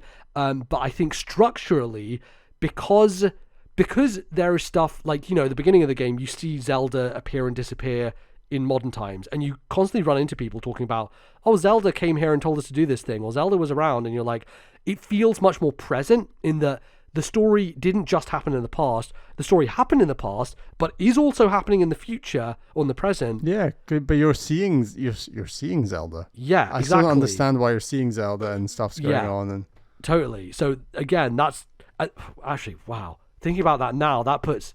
I just had a realization now that you said that for me. We're getting very spoilery here. We need to. Yeah, no. I'm not gonna say any specifics, right? But like, I think that the structure they had with the memories in the first game was a cool idea, but I never thought they really made good on it, because it was just like, well, cool, that stuff happened. That was the past story. They were nice cutscenes, and that was about it. It didn't quite have the punch. Exactly. And I think this time, because of the way the narrative is structured differently and the present matters a lot more, it feels like there's much more interesting stuff happening. That's all I'll say. So, cool. So I definitely recommend trying to start seeing that stuff, and it's hard for me to be like, go and find out what to do to see that stuff, because it's somewhere in the world hidden, you might come across it. But yeah, I've now basically gone through that entire quest line, and I finished it recently, and there was a moment where I was like, I just have to see the next thing. Like, someone said something in a cutscene, and I was like, are you fucking kidding me? Is that what's happening? And then I was like, I have to see the next one. And then I have to see the next one. And then I was like, all right, cool. Now I've wrapped this up kind of, but I still don't know what's going to happen because there's going to be endgame stuff and I don't know what the final stuff's going to be and how that's going to wrap around. So, okay, that is exciting. I'm looking forward to that. Yeah, and totally. I don't even know how to start it, but I'm still looking forward to it. Sure, yeah, when you eventually, after your 40 hours figuring out, where the story begins in this game, that's you'll find some cool stuff there for sure. So, I will say that from a narrative standpoint, it's definitely a step up. I think just generally, as we talked about last time, I really like all the towns and the way that they integrate NPCs a lot more, and it feels like a lot more full of life, and all the writing is really good in those towns, and it just feels more connected, like we said, like all these villages and people moving between spaces. It's so nice. I've had a lot more NPCs tell me where another NPC is that then tells me where another thing is to go and do. And yes. So it means that regardless of whether I start at A, B, or C, I'll end up at D, and it just feels really well structured. I've only done that for like a handful of side quests around the Goron stuff, but nice stuff, nice discoveries. Like I've been really impressed with that stuff, and I'm still loving the depth. Like I've said, it does feel like Elden Ring down there. I'm not very powerful, and I'm sprinting between light routes, and just I think total I've maybe got like 12, 15 light routes, like not many, but I've still had a great time every time I've gone down there and just kind of trying to work out stuff. How much of the depths have you uncovered now? Is it almost all lit up? Or I'm probably sitting at about 40%, maybe. Jesus, oh my god, it's game. Fucking huge, man. It's like I have spent probably 30 hours in the depths, I want to say. And yeah, like I'm probably on about 10 or 8. There was a whole sequence of me trying to get to a place, but it was so impossible for me to get there because the idea of the geography being inverted, right? Any place that is a mountain is incredibly deep down on the ground, and any place that is really low ground is super fucking high. And so I had to get to a place that was over a mountain, and the problem is this giant cavern, but the other side, the way to get up there, because the ground falls off so harsh above ground, the ground is so high below ground that like trying to climb up I climbed up the sheer cliff face for what felt like 5 minutes straight, and I was using energy potions to fill myself up, and I was like, holy shit, dude, like just getting up to this one place so high was up, a challenge. Yeah, and then I've really found the whole improving your stamina wheel for gliding and climbing incredibly important for the depths. Like, yes, for sure. If you don't think you're using it much in the overworld, it's like, oh boy, I've maxed out my stamina at this point. I don't have a second line of hearts yet, but I've already maxed out my stamina. Yeah, so. I'm just sticking to stamina. I think I've only got 8 or 9 hearts, and I'm sticking to stamina until it's full because I need it. I think part of that as well is like the game was getting a bit easy, so I'm like, I don't need more hearts, it's fine. It's also partially why I roll around with like 12 light blessings and like, oh yeah, I could turn those in. But then the game's just going to get a bit easier, and I don't know if I want that right now. The ability to, I imagine if you get catapulted up a tower and you've got maximum stamina, I'm pretty confident you can probably glide to any place in the overworld instantly, I imagine. I don't... Or not far off.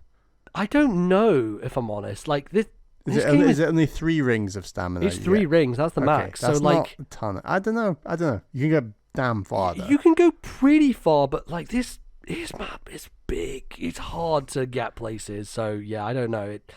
It's there's a lot of high stuff in the sky as well to get to. So, right. Yeah, it still blows my mind when you go to those really, really, really high points in the sky, and the map just looks so dinky, it's like damn crazy. It's like, yeah. God, I've never seen perspective like this in any video game ever. Like, it's the sky. I'm finding, as neat as the stuff is up there, it's nothing crazy special, but the spectacle and the views are insane, like top notch. It's really beautiful stuff. Like it really complements the existing art style of like Breath of the Wild and Tears of the Kingdom. Like, those sky areas, and it just looks unbelievable.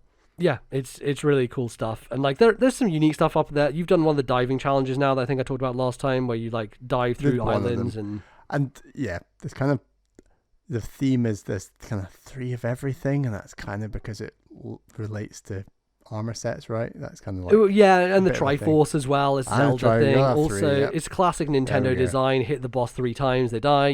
Like that's.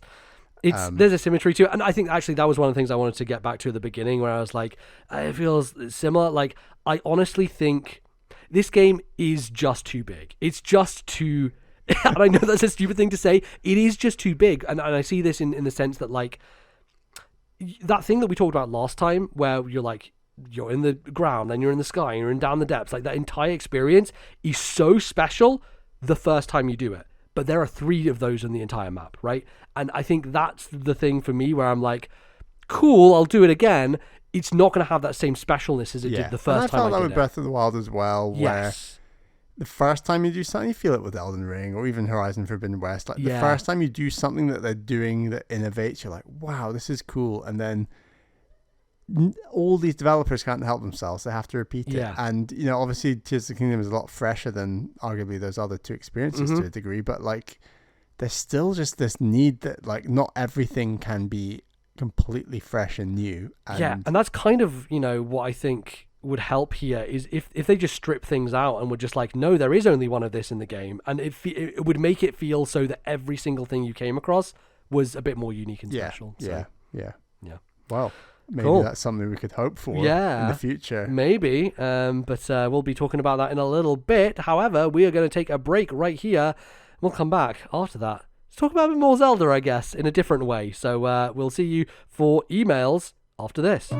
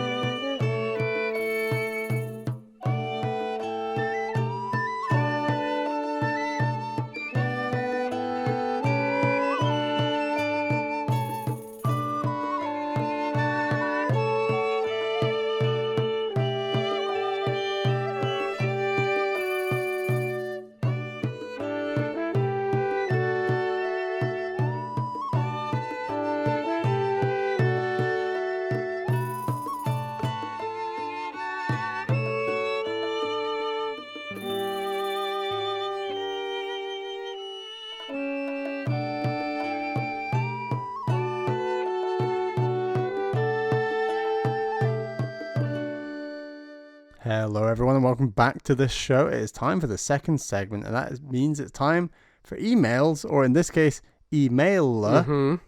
We've got a very special email to get to, but before I get to that, I need to shout out the email address. It is ThisNintendoLife@gmail.com. That is ThisNintendoLife@gmail.com. If you have a comment, a question, an email, send it to that address. It'd be hugely appreciated. We also have a channel on our Discord server. It is called Emails. You can also put questions, comments over in there. Our email is from Declan, who's from Montreal. Says, hey Bally and MBZ, Nintendo has basically confirmed that Breath of the Wild and Tears of the Kingdom will be the new style of 3D Zelda moving forward. While I'm absolutely loving Tears of the Kingdom, I agree with MBZ and worry if we get a third game in this similar Hyrule with 4 different runes, it might start to feel a bit samey. My question is, do you have any ideas on how we can mix up and innovate this new open world Zelda? I personally dream of a vast and more interesting version of the Great Sea where there are tons of explorable islands and you have a boat with a variety of tools. Basically do to Wind Waker what Breath of the Wild did to the original Legend of Zelda. What are your thoughts and ideas? Thanks again for the amazing podcast. Cheers, Declan from Montreal. Thank you, Declan. I appreciate the energy that you're sending here, because this is what gamers do, right? This is how we behave.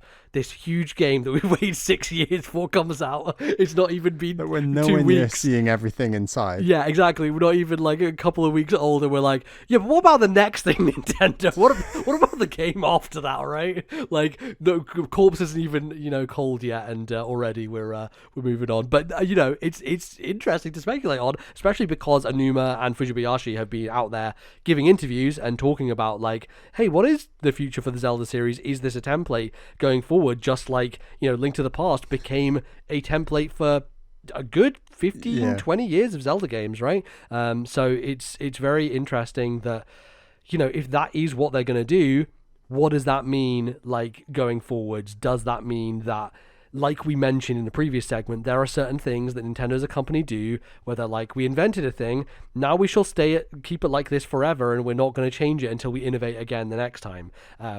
And I think Declan bringing up the idea of like 4 different runes as well is another thing where I'm like, well, yeah, they did kind of do that as well, didn't they? Like, the template here is very clear in that it's like, okay, we're going to start you off in this very similar tutorial land. We're going to give you these 4 very different abilities, but there are going to be 4 of them, and then we're going to say go to these 4 different regions, and it's this world you've already explored. And so, like, if they do that a third time, I don't know that I'm here for it, you know? Like, I think that the thing that I've always loved about the Zelda series is, despite structurally Twilight Princess, Skyward Sword, Ocarina of Time all being very similar, the worlds, the art styles, the narratives are all very different, and they all have different feels to them and vibes and unique twists that they take on it.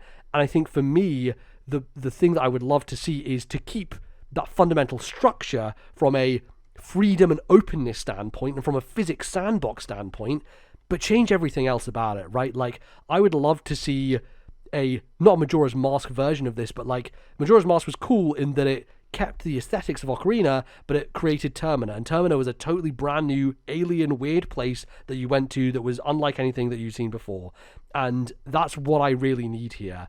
And we talked about it a lot last time, or in the previous segment, is like, the world doesn't feel as fresh, and I think for me, I have to have a fresh new world, and that is what Zelda has always defined itself on every time, and this really is the first time where it is the same thing again. So that's my big worry. We need that main street train station blocking the castle. Like, we need that level of freshness, and you know, they spent 7 years making this game and kept the same world. Obviously they put in the sky and the depths, but it speaks to, like, well, next time, like you said, MBZ, keep all of the mechanics, keep Ultra Hand. You can even if they went for 4 new mechanics, although I don't know even what the hell they would be. Right, yeah. And you also feel like you lose something if you take something like Ultra Hand away from the player. Like, yeah, totally. It feels like it almost is lesser as a result. So that's the problem, is like... Yeah, I mean, Ultra Hand is so fundamental. Well,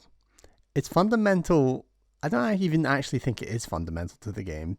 Like, I think that they try to make it fundamental, but I think you can probably beat this game without using Ultra Hand in many cases. Maybe I'm completely off on that, but like, it doesn't feel like a lot of the puzzles, the ways to get from A to B necessarily definitely require Ultra Hand. Maybe I'm wrong on that, but like, I would like to see Ultra Hand back, but I think it's all about that new world now. I think that if they want to create an open world, and it does have to be wacky. I like that in this universe, that can be the one Death Mountain, that can be the one Lost Woods, that can be the one Kakariko Village. But then, like you said, create Termina, create something else, create something different.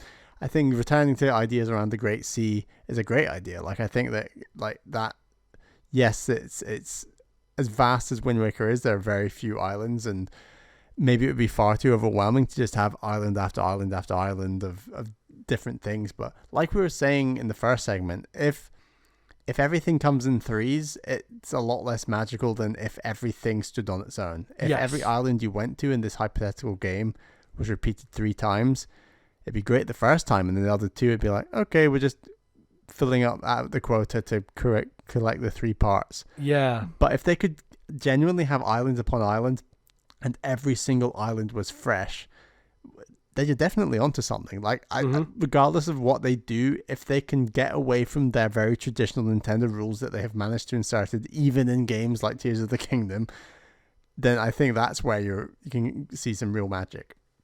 Yeah, I almost think that they should look to the Mario team for inspiration here, because one thing that team does extraordinarily well is have an idea, then throw it in the bin, and here's a new idea, and then we throw it in the bin. Like, every single great Mario game for me is all about ideas that come around once, are used in interesting ways, complexity ramps up, and then they never go back to it again. And like, I think that's why Galaxy 2 stands out among the crowd as one of the best ones of all time, is that its fundamental core design ethos is every single level that you enter will be something different that you've not seen before. And I I want that to happen for stuff like this. I think the problem, as you said, like the fundamental ethos and lore behind Zelda is this idea of courage, wisdom, power, right? So like it all connects. The Triforce is 3, like it's just so tied up with it. Yeah. So it would almost require like a refitting of everything. And you know how you can do that?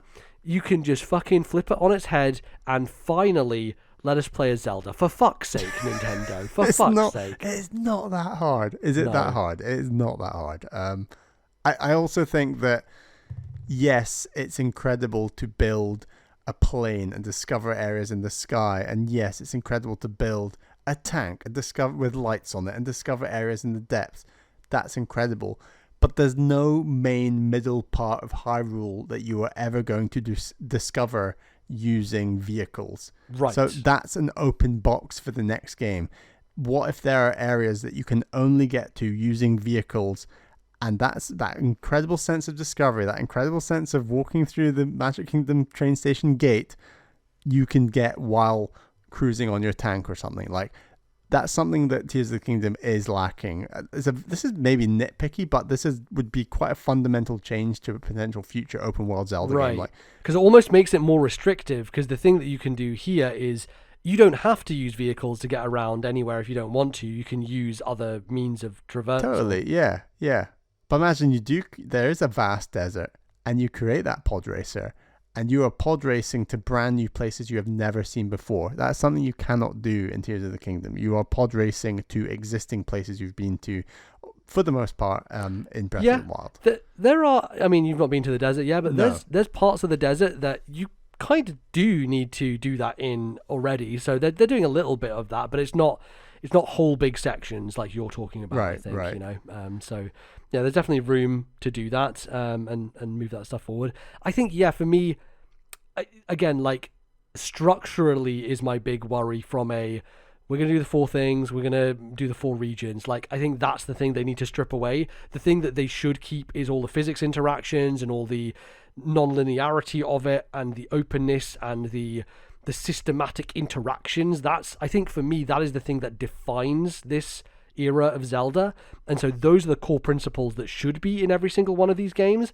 But the rest of it, structurally, like, this game started out in a really interesting way with like a more narrative opening and all that sort of stuff.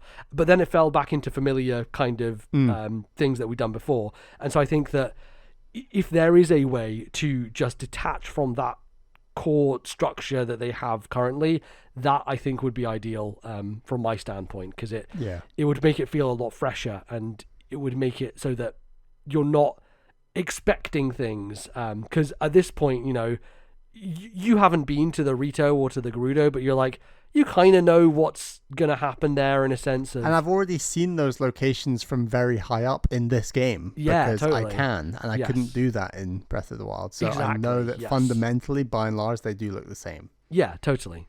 Even from a distance. Yeah, so I think that's definitely something that we can see happen. It's a very simple one. We need some new races. We need some new towns. Yes. We need some new cultures to understand. And like, I love that, like, the Gorons, the Rito, the Gerudo, they all have their specific cultures, especially like the Gerudo. Like, they have like very strict rules. Gerudo, really, they lean into it from like a language perspective as well.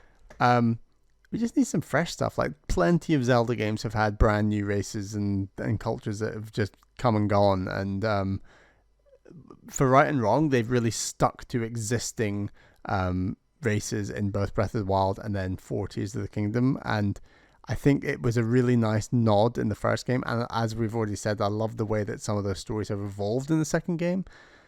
But and arguably, you could probably even have those races appear again in the third game. But what I would really want is that you have some new ones on top of that, you know, that maybe link in somehow to the existing ones. I don't know.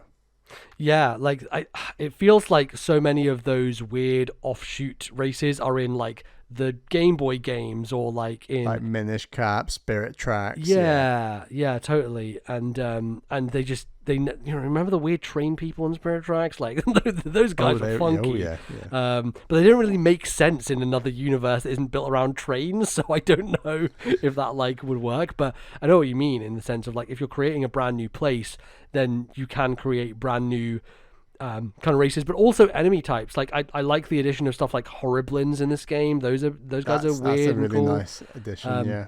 But I think they can go further with it, right? Like, it still feels very much within a Zelda mold. And you know, they talked about these concepts before, of like, when they're making Breath of the Wild, they're like, well, what if aliens came down and abducted Link and that sort of stuff?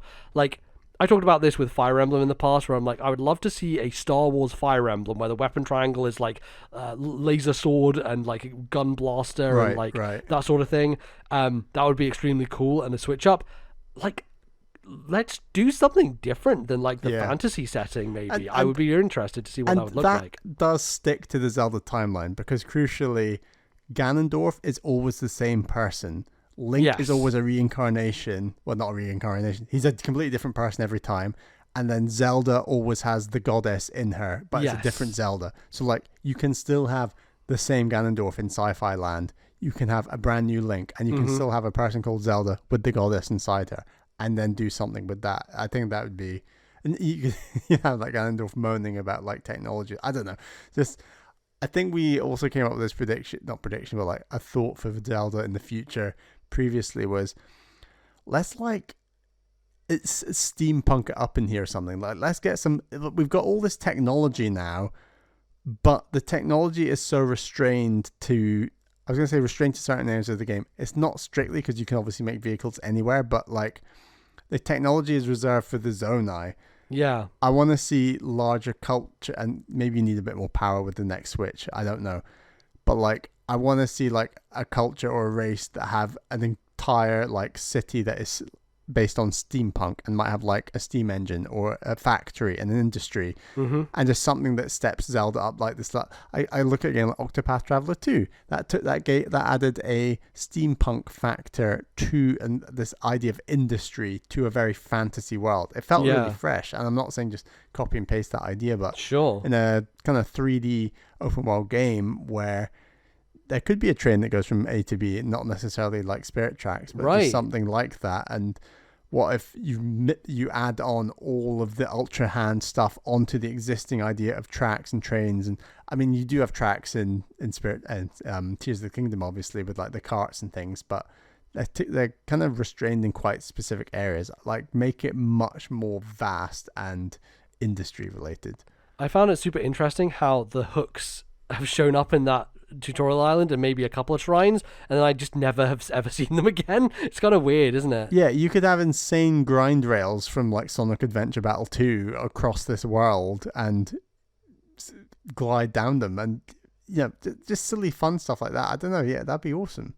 Yeah, it's really interesting to me that in almost every Zelda game that includes technology, the technology is always something that comes from the past and not the future. Yeah. Skyward Sword, the entire time cube taking you back in time takes you back to when technology was advanced. But Nintendo insist on the Zora, the Rito, the Gerudo having their traditional cultures that don't really change. Like, there's a tribal kind of thing going on there, I think. Yeah, definitely. Yeah, they have to have this. It's very much like evolutions of Lord of the Rings races, as it were. Yes. Like, they're trying to stick rigidly to that. And dwarves and elves, and it all the Sheikah and the Zonai that get the cool shit. Like, yeah, it there's room for evolution there, totally.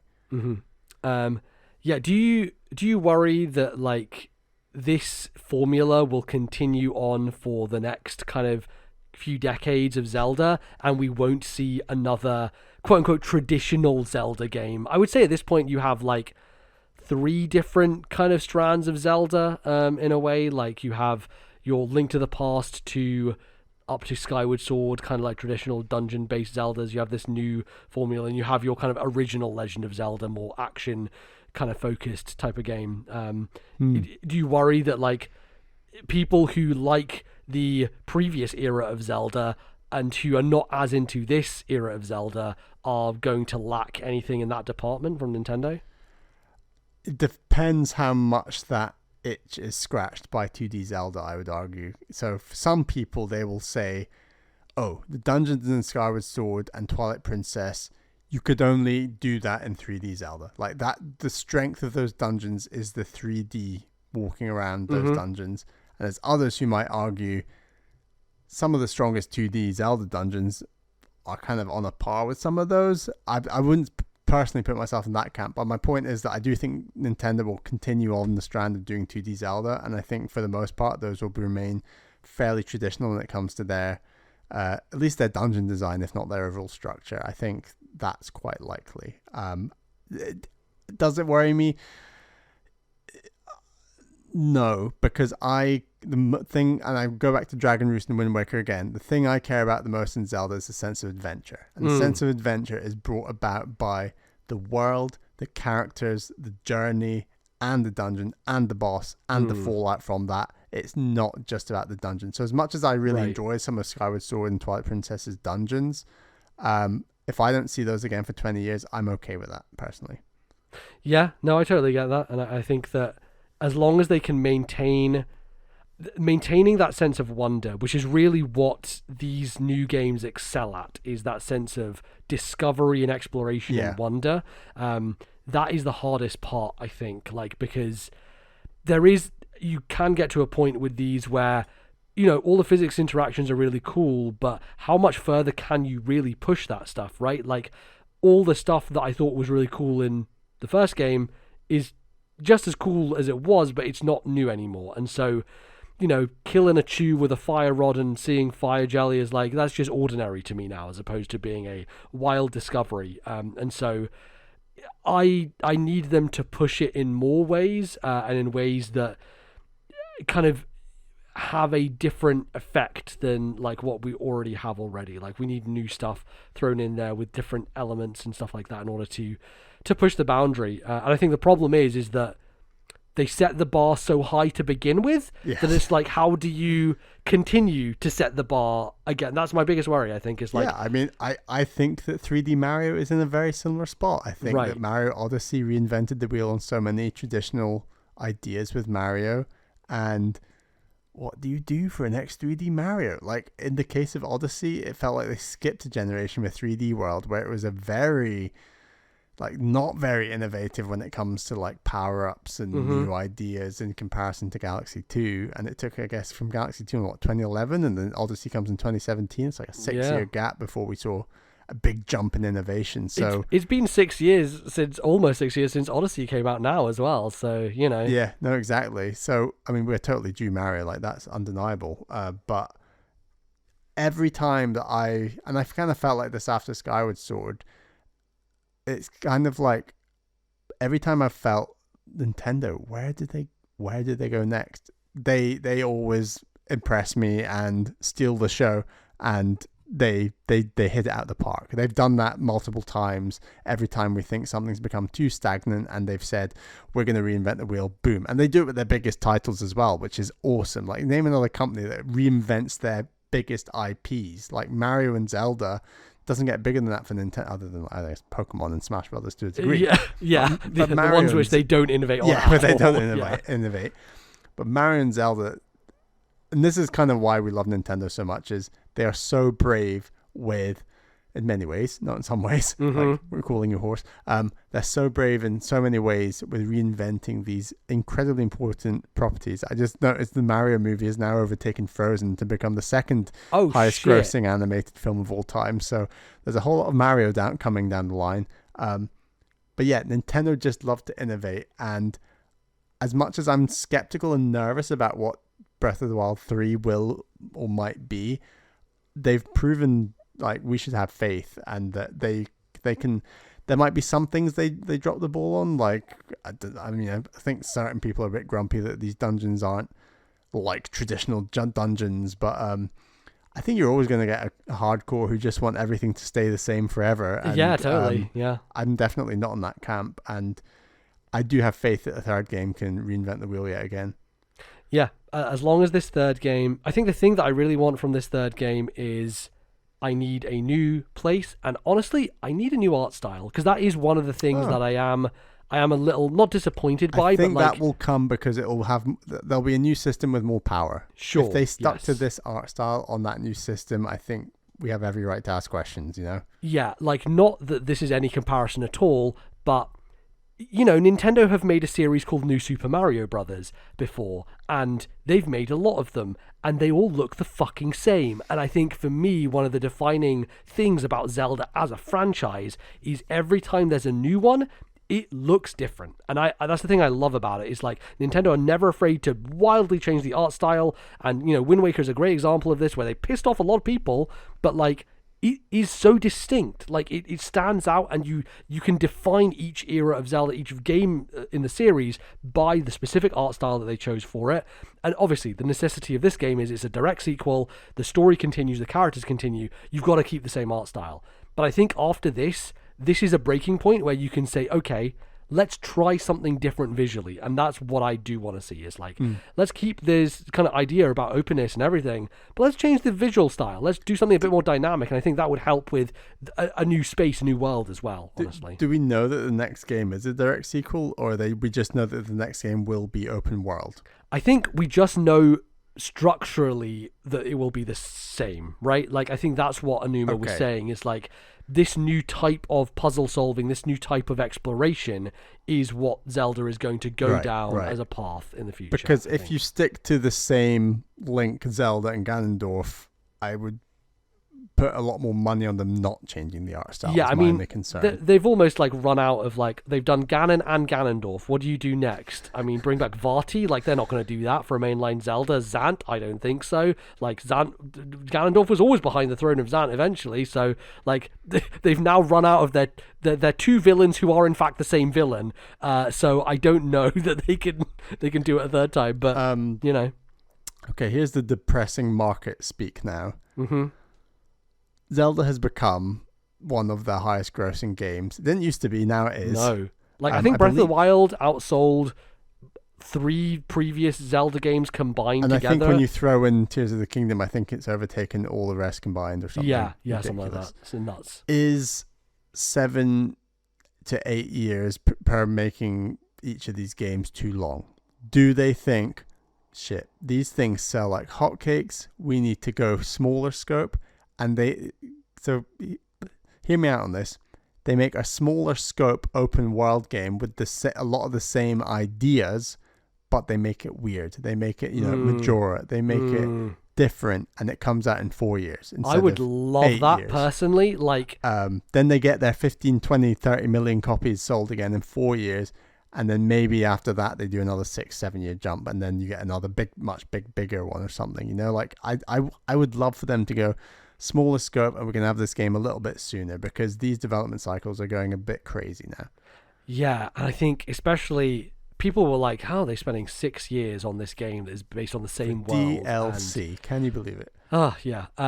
Like, you see it in that this game is so unbelievably complex from a physics system perspective. Like, I've seen so many people on Twitter being like, how the fuck does this thing work? Who are like developers. I don't understand how it's running on my 2017 Switch. I just don't get it. Unbelievable. And like, I think it came out in an interview as well, and Numa was like, yeah, we finished the game a year ago and we just spent a year polishing it. You get that at no other fucking company in the world. That would never, like, why do you think games release fucking broken all the time? It's because companies have like profits to make, and that's what they do. Yeah. Nintendo have the luxury of being able to be like, nah, we'll just sit on this thing. And they've done it multiple times with games that like, we're just going to sit on this. Oh, in fact, Xenoblade, let's release that 2 months early, in fact, actually. Like, it's crazy. So they have the luxury to do that sort of thing. But like, clearly that 6 years, it's the longest we've waited between mainline Zeldas. And it's for a game that is built on the bones of one so similarly to the last. So I don't know. It does make me worry about the future of how long it will take. And like, my whole idea of changing the art style and changing the world, like, man, that sounds like it will take another 7-8 years, if they're going to have the same scope and scale as this game. It's a lot. It's intimidating. Yeah. It's a bit nerve-wracking, the idea that, this is the longest we've waited between 3D Zeldas since they started. you start to get to our age and you're like, how many Zeldas do I have left before I die? You know, like, you're like, if I'm only going to get one a decade now, that's not good. Like, I need more than that. It's rough, dude. There was a long period where it felt like we got something Zelda once a year. Like, that was the beat. Yes. It was either a remake, a 2D game, or a 3D game. And we have gone so far off that course that, you know, we're in this weird place where the majority of people who like Zelda have never played Wind Waker or Twilight Princess or Skyward Sword or even Ocarina of Time. Like, the majority of these Zelda fans have played Breath of the Wild and Tears of the Kingdom because that's you know, the one that has sold the most. And we're now, I'm 30. I just turned 32, and I'm now probably on the older end of like Zelda fans, which is a horrifying thought. So I think when you start thinking in those lights, I just think that I don't even know what it depends. Like, what does the gaming landscape even look like in the next 20 years? Like, if other companies are pumping out games faster than Nintendo, not that whatever other companies do never affects Nintendo. I'm not arguing that's the case, but like, I don't know. I just think they can go smaller scope.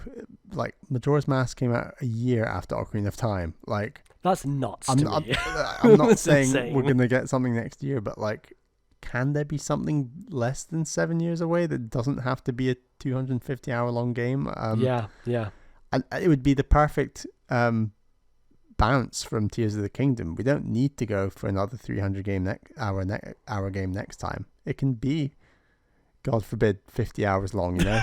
Like, only 50 right? hours. Like, wow. it doesn't have to be. We don't always have to go bigger. I'm so glad they went bigger this time. I'm having a great time. But we don't keep having to go bigger. Yeah. It's just like the scale that these games operate at now, and like Nintendo feeling, you know, it's time to charge $70 for this game as opposed to 60, right? Like, that was a big deal.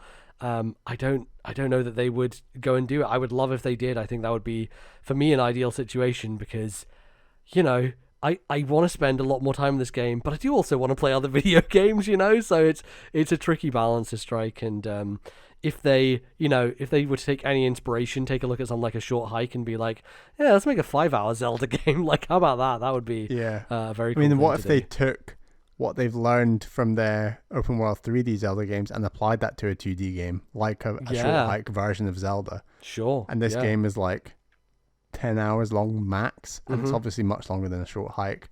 It could have 3 dungeons. We know they love the number 3. Now I think I'm just describing Death's Door, but pretty much. But what I'm trying to get to is, like, you can take if you melded Death's Door and A Short Hike and then put a big chunk of like Tears of the Kingdom energy into that system, I think you could create something so short and beautiful that it would just like hit it out the park.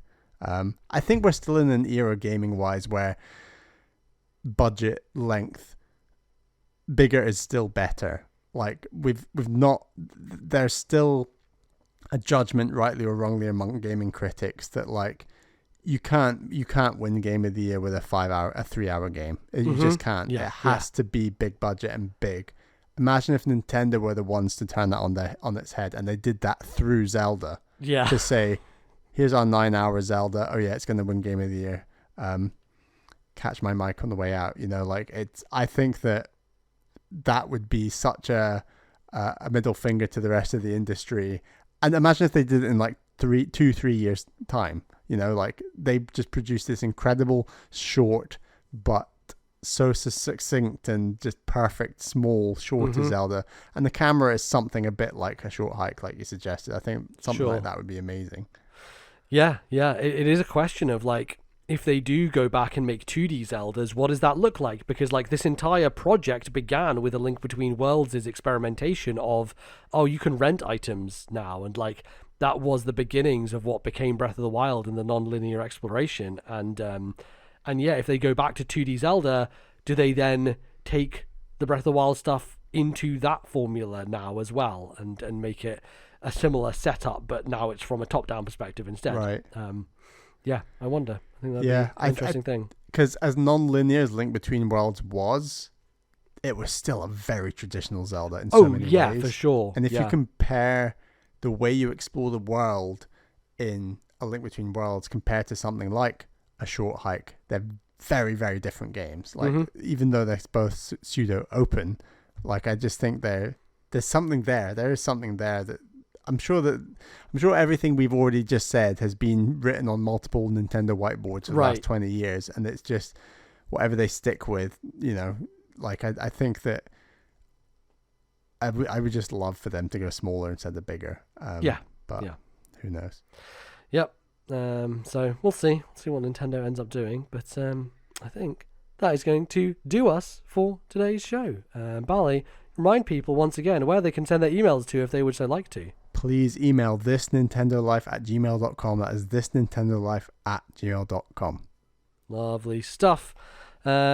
Obviously, you can go find us all over the internet in lots of different places. You can find us on Twitter @TNL Podcast, where you can get updates about the show and when things are going out. And I'll probably say this here just so that people know, for our Patreon episode next time is probably going to be a little bit delayed because E3 season is here, even though asterisk is not called E3 anymore because E3 doesn't exist, but the summer period is happening, games are being announced. I've been working on stuff that is going to be announced around this period, so or shown off at least. So look forward to some of that stuff. But because of that, we thought, hey, let's wait on that Patreon episode and let's put it out a little bit later so that we can talk about what Microsoft showed off and what. It'll be like 2-3 days late. Nothing drastic. Exactly, but I think that's. People probably want to hear us talk about that stuff, so it probably makes sense to do that. So that's what we're going to do. And yeah, you can find me on Twitter and my hot takes leading up to that point, as well as everything, whatever the hell Keeley shows in his presentation, at LordNBZ. Where can they find you, Bally? I'm on Twitter @Ballyman91. That's BALLYMAN91. Fantastic. And speaking of Patreon, you can support us over there, patreon.com/ThisNintendoLife. Bally, we'd like to thank some of our supporters. Yes, thank you to our $10 tier plus patrons. They are Zach S, Thomas, Matthew, Albert, Wicked Gamer UK Alan, and Turtle. Thank you all for your $10 tier plus support. But thank you to all of our patrons. It's hugely appreciated, the support you give the show. Absolutely. We recorded a very fun little bonus bits I want to shout out. Obviously, bonus bits is on the $2 tier. MBZ had not seen the PlayStation Showcase, and I had seen the PlayStation Showcase, and I had to lie on the spot about PlayStation announcements, and then MBZ had to guess whether I was lying or telling the truth. And I tell you what, it is hard to come up with good names on the spot for fake video games. Yeah, it's difficult. Hard. And I swear to God, Stardust is going to be a game one day. I promise. I promise. It's happening. So yeah, go check that stuff out if you so are inclined. You can find us on various places in the internet world. You can go to Spotify, you can go to Stitcher, you can go to any podcasting app that you have, download us, subscribe to us, all that good stuff, and rate us. You can rate us on Spotify, but also on Apple Podcasts. So anywhere you can rate us, please do. You have to give us the 5-star rating. That's the only one that exists. It's like back in the day, YouTube used to have a star rating system, and I never clicked anything other than 5 stars. And similar to today, I'm just like I like every video. It's one of those things that like I feel like a lot of people just don't engage with that system on YouTube because I was born in the darkness of YouTube.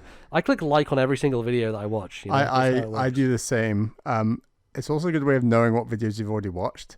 But on top of that, if someone puts out a video and I like the channel but I don't like the video, I still like the video because it's about supporting the content of the user. It's not about is this actual video good or bad. So top tip. Totally. And you've known that from growing up with me doing YouTube all the time, how important that stuff is. So if you like stuff people do, go like it, rate it, review it. So if you do appreciate the show, that's one of the best ways to show your appreciation. This is where on TikTok, at the end of like a TikTok, you say, and if you want to hear about how I did this other thing, then you'll have to click on this other video. Oh God, the whole part 2 thing with TikTok, I've never understood, because like you go to someone's profile, there's no way to sort by video. Like it's a fucking mess, dude. Like I don't know. Have you used TikTok much at all, Bally, if ever? No, I'm referencing this through YouTube Shorts that now appear on my home screen, and and I'm being indoctrinated through an entirely different website, for God's sake. Yeah, no, that's the thing. Everything starts on TikTok, then gets to YouTube Shorts. Like, where are all these dancing people come from? Why is everyone pranking everyone all the time? Why are these guys randomly hitting on these girls out of nowhere? Like, what is going on with the world? It's some wild shit, dude. It's some wild shit.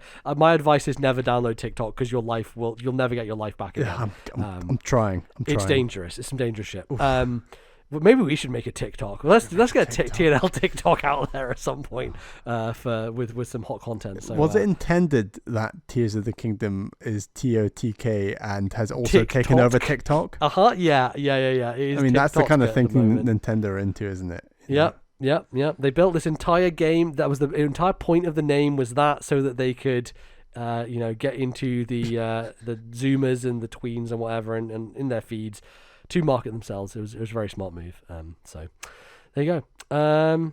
That's it. That's the show. We'll be back in a couple of weeks' time with some more of this, talking about things for episode, Bally, 250. 250. So you all know what that means. That means a lot of arguing about video games. I think the more that we have done this show, we have argued less and less and less, because we're so much more knowledgeable about the other person's opinions. Oh, sure. And if you go to those early shows, we're like throwing smackdowns all over the shop, and it's huge. But we're also just exhausted, at this point in time. So it's like, that's fine, Valley. If you want to have fucking Advance Wars at number 2, go for it. It's your podcast as well. I fought like hell to get like Super Mario Sunshine at number 30. I swear, in like episode 50, and now I'm just like, yeah, it's not in the top 50. It's just not going to be there, It's just not. I did go back and watch that one clip of me playing Super Mario Sunshine on Twitch again recently. I was looking through my Twitch stuff, and I was like, oh yeah, that time where I just like fucking flailed around with those jumps. Like, it's a great clip. You're just like losing it in the background. Streaming that game was a lot of fun. It's a good game to stream. It's a very good streaming game. Yeah. Again, an unintended consequence of what Nintendo produced. Yep, absolutely. So anyway, I hope you will enjoy more of Nintendo's unintended consequences in 2 weeks' time when we talk about them again. Until then, thanks everybody for listening, and we'll be back soon. Bye-bye, folks.